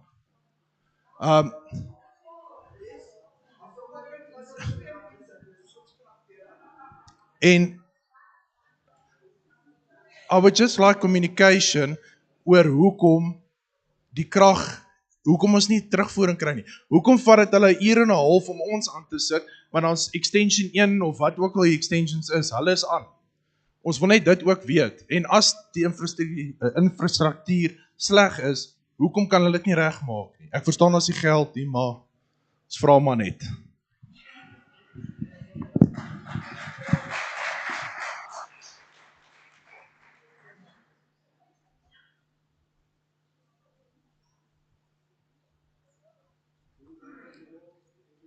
Good morning, everybody. Good morning, councillors. So I've got a couple of things. Sorry, I made notes on my phone. My name is Marlene, and I've been a resident of Benero Park since Pa fell off the bus. One of my questions is that I've recently moved into a new house in Benero. Elaine mentioned about interim readings. So the councillor has been to my new property many a times to do the readings, yet I still get interim readings. What they're quoting on there is definitely not. And my question is then, will we ever get the credit back for those interim readings? Because in my mind, it's money, additional money into the Ekurhuleni pockets to help us with the issues that we're facing.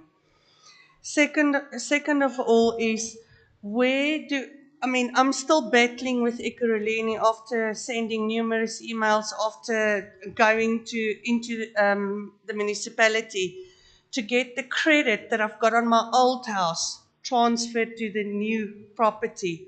I don't expect the money back, just transfer the money that is due to me to my new property. Where do I send that to? It's fine, we need to send it to Andre van der Berg. He doesn't even have the courtesy to acknowledge an email, including Andre du Plessis. He would send it right back to Andre van der Berg. So where do we go from here with regards to that? Then in terms of the Telegram groups, can we please remove Rose the bot? Because it's creating so much anger in the community to keep on our admins loaded to roast the bot to say, oh, well, sorry, there's no feedback when people ask. And that is actually firing the problem even more. I know it sounds stupid. Again,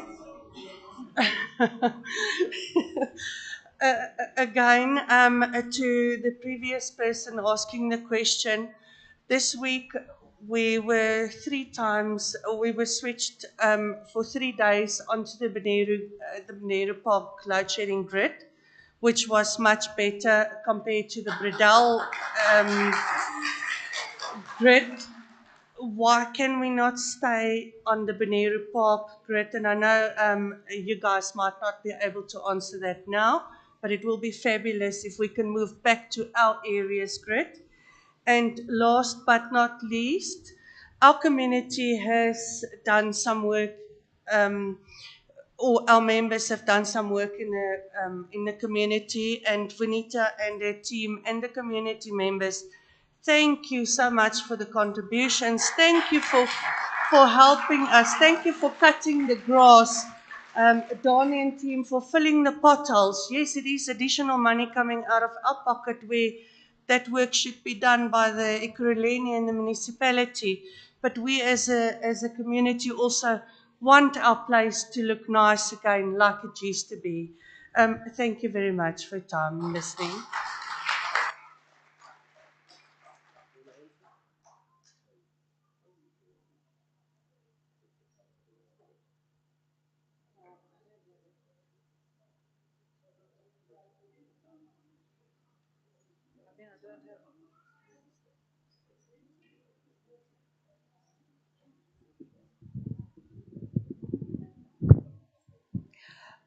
Marie,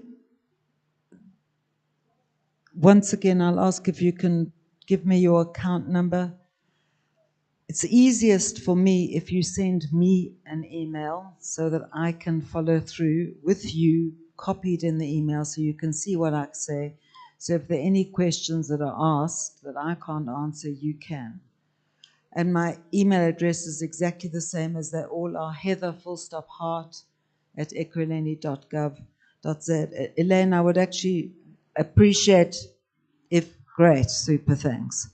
I can't answer, I don't have Telegraph groups, I have normal WhatsApp groups. So I can't answer to Rose the bot, but I'm sure it's been taken. And then similarly with the credit on your department, credit on your, with regard to the transfer, what the normal process is that they don't do the transfer, but I will see if you give me the old account and your new account, let's see what we can do, because that is it's a slightly different when people move away to a different municipality. So I think we could possibly arrange to do something like that. Andrich, I would love that if we were a smaller municipality, or if we were our own town councils, we could certainly arrange something like it, like they have done in many of the smaller towns, where you actually just withhold your taxes and you pay them to an NGO, you set yourselves up or whatever, and you start delivering the services. But unfortunately, in a city like this, it's just not, it's just not that easy. And, you know, they still hold the cards. But what I've said is it's sad that in 2000, when, well, it was about 1998, sorry, when the demarcation board was going around alerting residents to the fact that we were going to incorporate it into a city, no one attended those meetings. I know the one I did for Edenvale, and there were 3 people there. So we kind of got what we didn't fight against. Barry, thank you for your, Mr. Mashlangu, thank you for your note. I will have to read it at some stage. Yeah, I wish I had the ability to hold anyone accountable. All I do know is that we do have dossiers on certain officials that we can take forward.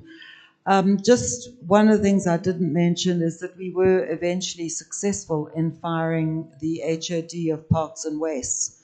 But it was only because the EFF decided to support that item when it came to council. The ANC wanted to vote against it, voted down. So it was only because the EFF supported it that item passed in council. So you can see, I mean, both politically and administratively, we are in an impossible situation, and I don't have the solutions to that, other than what we mentioned earlier. You need to have an outright majority so that you can actually start bringing the changes, so that we can decide for ourselves that we want to take that 100 million rand and buy out all those HODs to get rid of them, because that's what it would take. Yes, no, I did mention earlier, I mean, that's the firing of the eventual firing of the HOD was initiated by MMC, by Alderman du Plessis. And he was the one who stuck through it, and as long as he was in that position. Tulani, we all want solutions. I've been let down by the officials who were instructed to be here, who said they would be here. So all I can do is on the issues that I promised to give feedback on, and one of them is the energy grid. I was under the impression that when you were speaking to me last week or whenever it was, that it was actually the physical grid. But I now realize you're talking about the load shedding grid. So I will see what the story is there, if not the whole part of it or whatever. Then Hanu, yeah, we can't jump under normal circumstances, but we can jump for the EFF. I think it was explained to you how we've only just managed to get landfills open, and we are still working on it. There's still some landfills which are going to be opened in the next couple of weeks.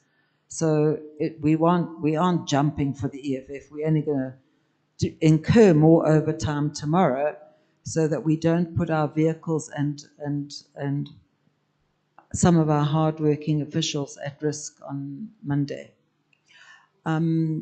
Peter, you raised the issue of Poo Lake and grass cutting, and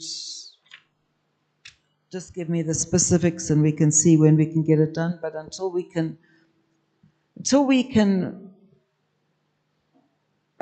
have a new HOD, until we get rid of the existing DH and parks, until a lot of things happen, nothing is going to change in the Parks Department or the Waste Department or the Parks Department.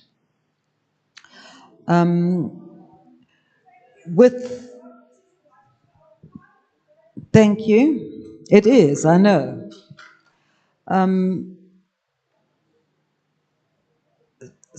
And Andre, I'm not sure that that's the number for the app. There is another one where you actually do the interaction with Sebo, who is the bot that talks to you. And then I think I've answered all the others.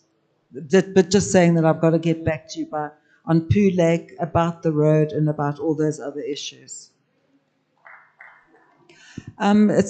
I am a ward councillor, I am an MMC, I am incredibly busy, and we have meetings all this week, but I will do it in between, and let me say 2 weeks.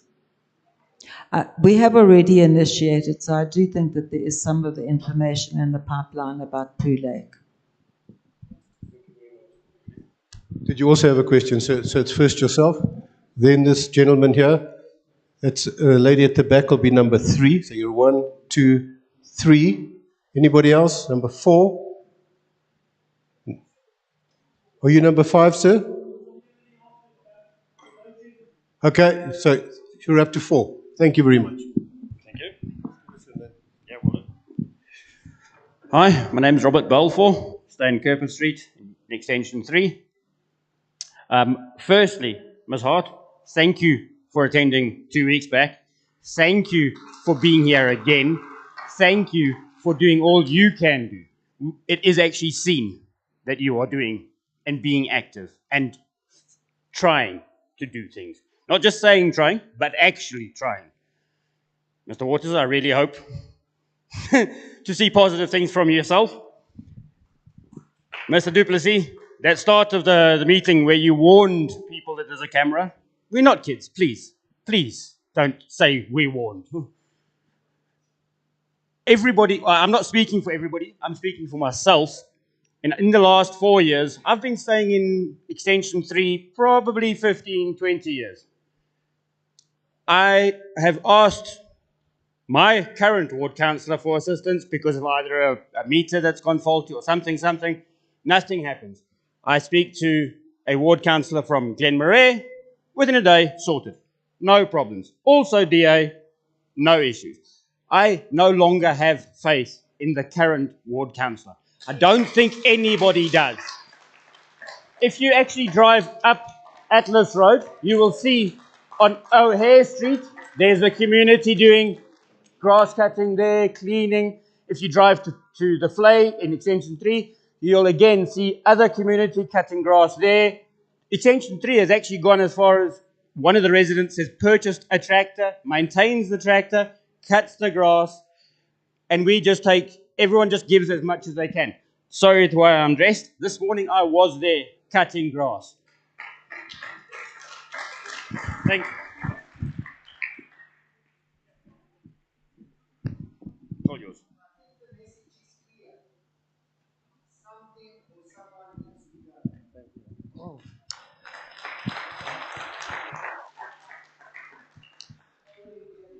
Okay, hi, the name is Brian Payne. I live in Bonkrisham.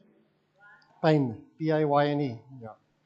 I want to do a comparison between where I used to live and where I live now. I've only been in this area 2 years, but it's just to prove a point here. The town I came from is on the outskirts of Ekurhuleni. The roads there are far better than Kempton Park. They hardly ever have water issues there. Certain areas in that town have had 3 power cuts this year, not 3 per day, 3 the whole year. Okay? Now the question I've got to ask is why? Is it because the councillors in this area are not standing up and fighting for the residents? Is that the problem? Because why is this town that houses the airport, Empress Palace, most of the logistics companies in this country sit in this town, but it's in a far worse state than Springs, where I used to live. How come they can get it right there? Things are far better there than what they are here. I fail to understand that.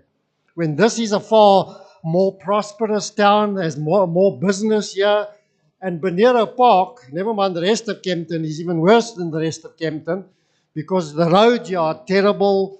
We have water issues. Let me just tell you why they say they don't have the issues with power load shedding in Springs, is because they supposedly are linked to a sensitive power station or substation. Are we not in Bonero Park? Every time we have a power cut for 4 hours, there goes electricity for days. Is that not the case? So why? Why is that happening here? Why are the councillors here not making things far better than what they should be in a town that sits way out in the Far East Rand? I don't understand that. And then we come to the question of the 66 kilovolt cable. What is the story there? Has this thing been shelved? Has it been completed? Why are we constantly moved from Bradell back to Bonero Park, back to Bradell? I mean, take what happened yesterday. We were supposedly on Bonero, we got cut for 20 minutes, and then all of a sudden we were moved back onto Bradell, and then we are cut for 2.5 hours. And in fact, it was even more than 2.5 hours. So what is going on, guys? We don't know where we stand. Every day it's a different story. We don't know where we're going with the load shedding. Can we please get some answers, and can the councillors start standing up for our residents here and making a plan to get service delivery for where we are living? Thank you.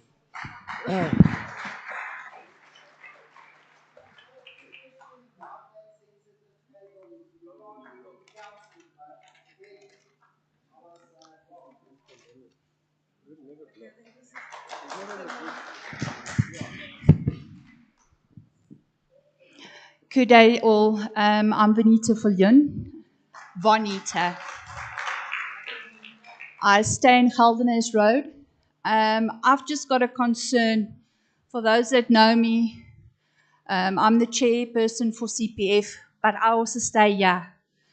I have addressed it to Ekurhuleni, and it hasn't been sorted due to our infrastructure with the cable thefts. Due to the Poo Lake that's been worked on, there's a cable, and it's apparently our main cable that's still open. And a month ago, for those that know, we've caught 5 suspects damaging our cables. And this is a huge concern for me as a resident, because then we're going to sit without power for days. I just want to find if something can be done about that. I know there's no funds available, but if that cable can be closed. Thank you, everyone.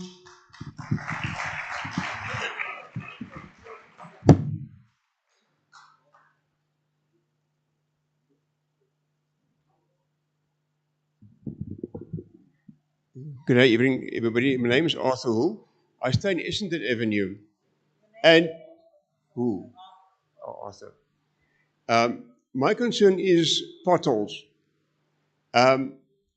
Somebody raised, let me say, a question that on the group we can fix our own potholes by buying asphalt from Mannies, whoever the case may be.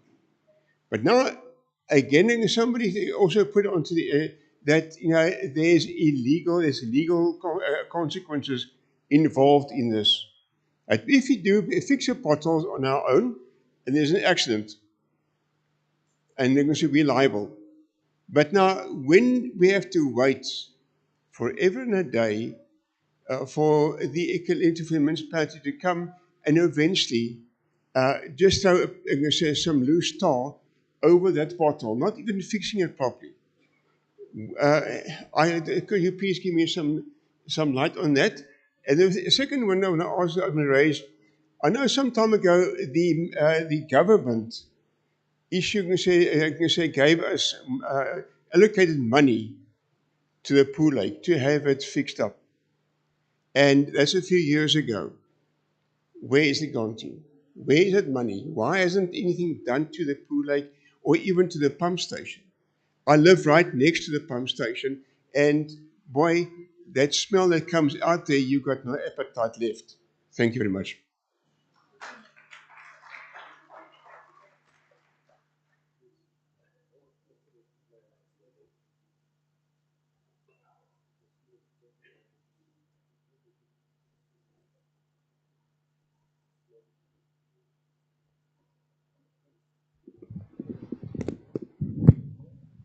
Those were very much the same, going over the same ground. But just to deal with the specifics, I don't know how to fix potholes, but I believe you can fix them yourselves. And I don't know how to do it, so we'll have to get back to you on that one as well. I've watched potholes being filled, and they sweep out all the bits and pieces, and they throw the bitumen in it, and then they run over it with a roller or the motor car tire if they don't have the steam roller thing at the time. Vanita, thank you about that open main cable. I'm sure Andre knows which one you're talking about, so we'll follow up on that.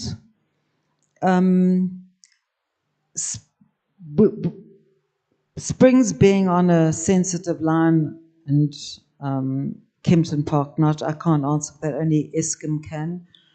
One of the substations in Edenvale is regarded as carrying critical load. I have not been told. They won't tell me what critical load is. You can ask them, what is critical load? Why does that one carry critical load? And you will not get the answer because it's deemed as sensitive information.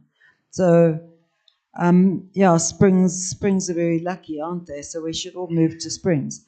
But Brian, you raise an incredibly important issue. I mean, we have this enormous city with an enormous number of massive businesses. Just look at the new developments on the N3. Look at the developments on the R21.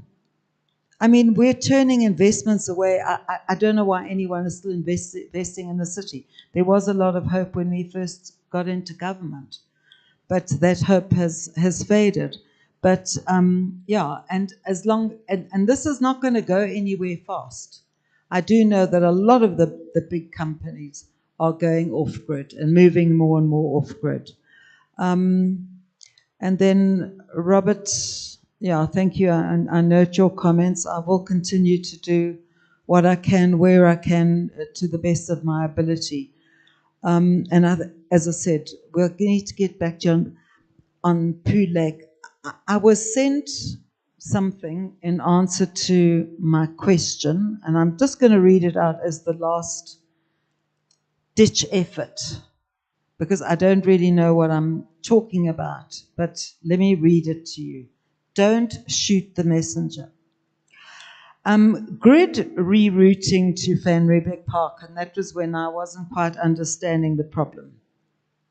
Operations and maintenance also is a combination of general maintenance, management, budgeting, and business processes that are used collectively for the proper functioning of the electricity networks. You can see I'm smiling. Network operations ensure the electricity networks and infrastructure function correctly and efficiently. That being said, it is unclear who would benefit, why that persons would benefit, and how they would benefit from a rerouting of the grid to Van Riebeeck Park, taking into account, so that's where clearly I misunderstood what the problem was. Then there's just a talk about the 66 kV. Kempton Park has a 66 kV network that is utilized to provide power to various parts of Kempton Park. The network is a critical part of the electrical infrastructure and the area and supplies power to the vast majority of individual small power users, customers in the area. Delayed switch on after load shedding, Pomona area and surrounding due to infrastructure and operational constraints. As we know, the additional 30 minutes is incorporated into the load shedding schedule to cater for worse scenarios and the execution of load shedding. So there's no explanation as to why there's always that extra 1.5 or 2 hours, which I still need to get back to you. And the current occurrence of load shedding has been abnormally, continuously resulting in negative impact on, so that gives us no information.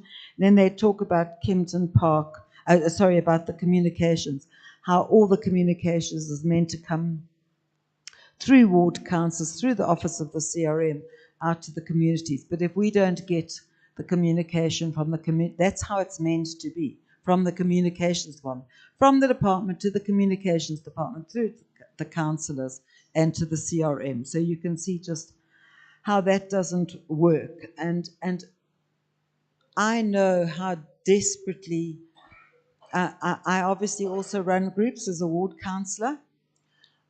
I'm incredibly fortunate having one really great admin. So when a question is asked on there, she sits in a wheelchair, so she's not mobile. She's a highly intelligent woman. And she will go and Google the information and sometimes she puts out information there that I don't even know. But when I say sometimes we're starved of communication, starved of information, and when I have to, and I mentioned to some of the residents, when I have to bang my hand on the table to get my HOD to listen to me, you have to realize that there is a major problem. The road forward, what's going to happen in 2 weeks' time? What's going to happen thereafter? Those things worry us all, worry us enormously. So right now, the problems that we're faced with today could be an awful lot worse for all of us going forward, because I don't know, I can't believe that anything is going to improve in the future. So I'm sorry I didn't have the answers. I did try to get the relevant officials here, and I have been let down, and thus I have let you down, for which I do apologize. It was certainly not the intention, and thank you to those who have actually stayed and heard us out. I don't know if, Mike, would you like to have a closing message before Andre closes? Okay, Mark, if you... I want to just elaborate on Poo Lake. Okay, super, thanks. Thanks, Heather. And thank you, everyone, for being here, and as Heather says, listening to us. And also from my side, we apologize for the officials not being here, but you can see what we are up against. Just on the electricity, who is the gentleman that asked about Springs? So there were two factors actually in Springs. If you're on the grid where Impala Platinum is on, you don't get load shedded because they're considered strategic. And then in the south of Springs, there was a major fire in one of the big substations. So while they're repairing that substation, which costs a lot of money, as you know, they've had to bypass the whole circuit to keep the electricity on for those suburbs, so therefore they cannot even do load shedding there. So it's a temporary measure. With load shedding, as you know, it's not up to the council or the councillors to decide what times Eskom load sheds. You know, it's done nationally, and they switch everyone off. And the fact is, they even took that responsibility away from us, didn't they, Heather, at one stage, because we weren't adhering to the load shedding grid. And this is before the election and after the election, and therefore they took that away and they do it themselves now. So, you know, so it's a quite complicated matter. But I just want to also reiterate to all of you that, again, that if you have any concerns about any councillor, any public rep, you can email me. I made that offer, so I'm expecting you all to email me. Well, not all of you, obviously, but you know, I'm expecting some emails, right? Right? No, well, no. I've given you the undertaking. I've just spoken actually to Andre on and I haven't even mentioned it to Heather, so she may not even be able to attend. But on Wednesday, I'm meeting with some of the MMCs to do with another ward in Germiston where there's a lot of electricity outages. And I'm trying to see if I can piggyback on those MMCs being in that meeting and having a meeting about Bonero Park. I'm trying to organize it. I'm not promising because, as you know, it's a Saturday morning. I'm trying to get hold of my secretary to see if she can email everyone and find out. But I'm trying to do that so we can get some answers for you with regards to why you come on 1.5 hours after load shedding is finished, etc. What's happening to the roads? What's happening to Pooh Lake? So we are trying, I promise. All right. Thank you. And thank you once again. Yes. Thank you very much, Mike.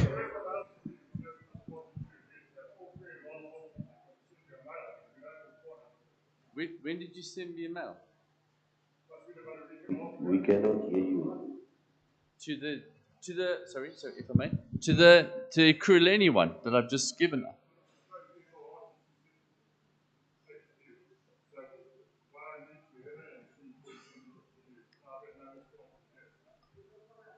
Okay.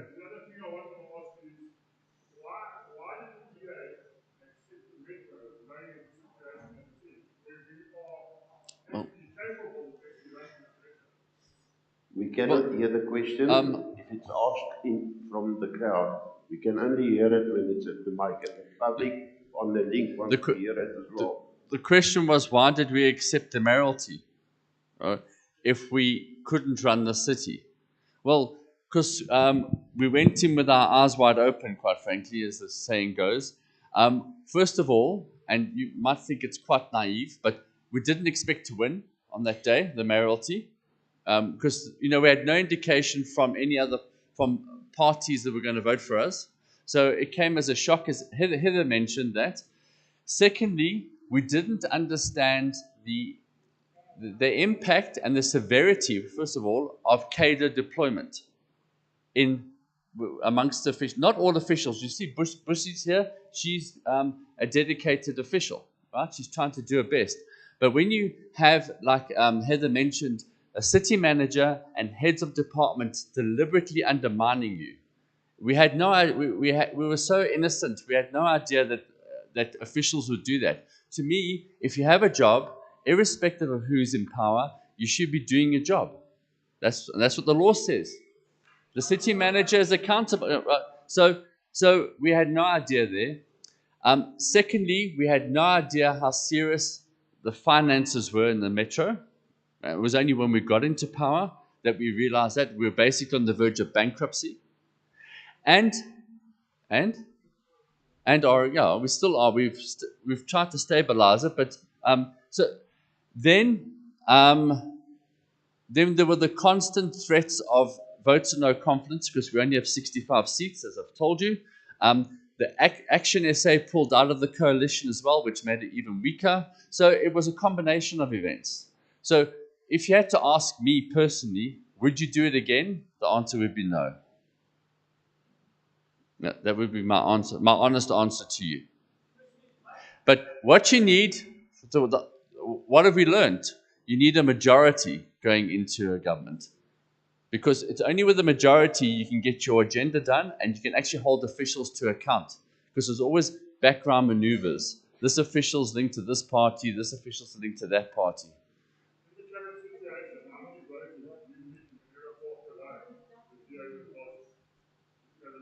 I wouldn't know, sir.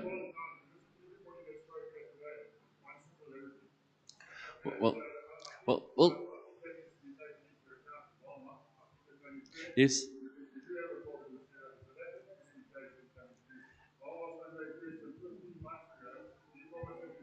Okay. And so, and that's why we are here. And we've given an undertaking to get answers and to come back to the community. We have. All right. Thank you. Andre wants to give some feedback on Poo Lake, please. Thank you.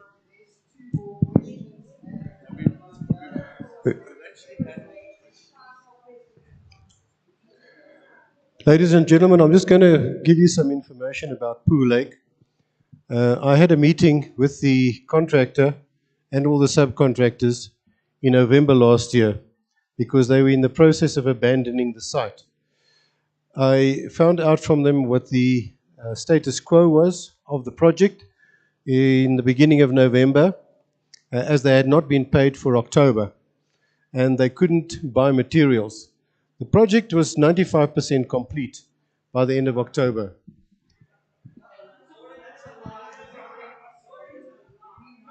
Okay, if anybody's got any information to the contrary, you're welcome to bring it to my attention. I had the meeting with the officials.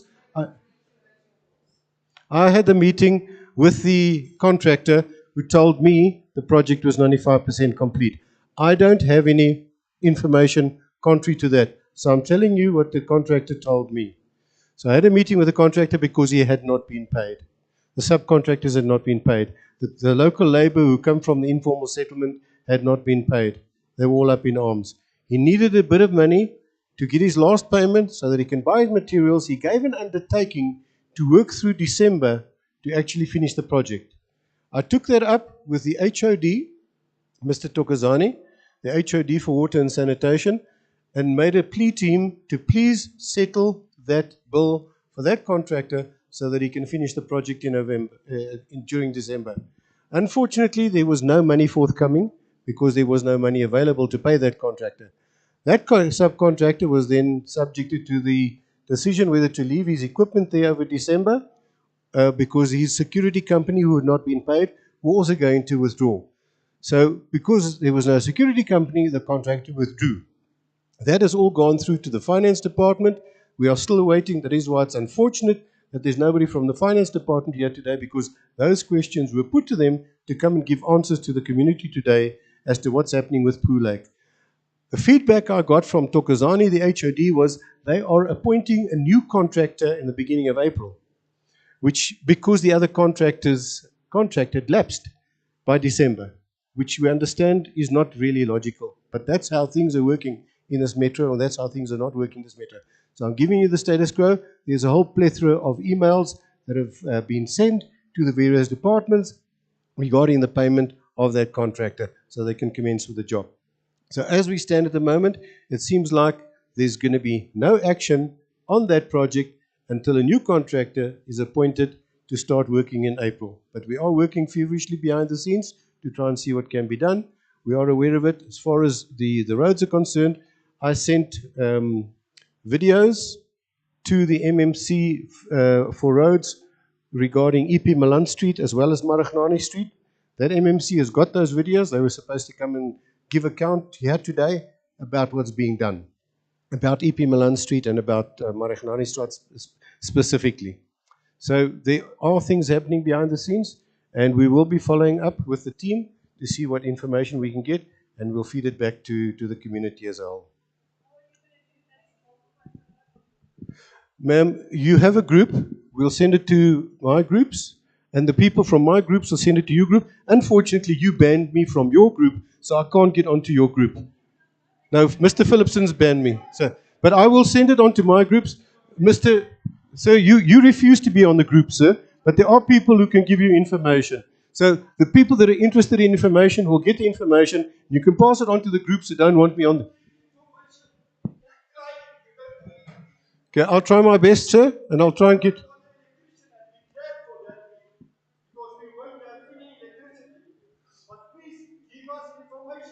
If we get the information, yeah, we will give you information when we get it from. If I don't have information, so look, we don't get into a debate now. We're going to close the meeting. We're going to close the meeting now. Thank you very much for the folks.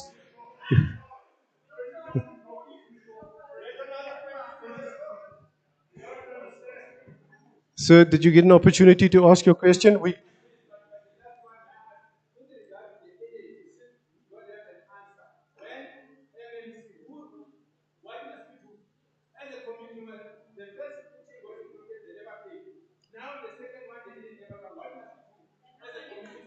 Okay.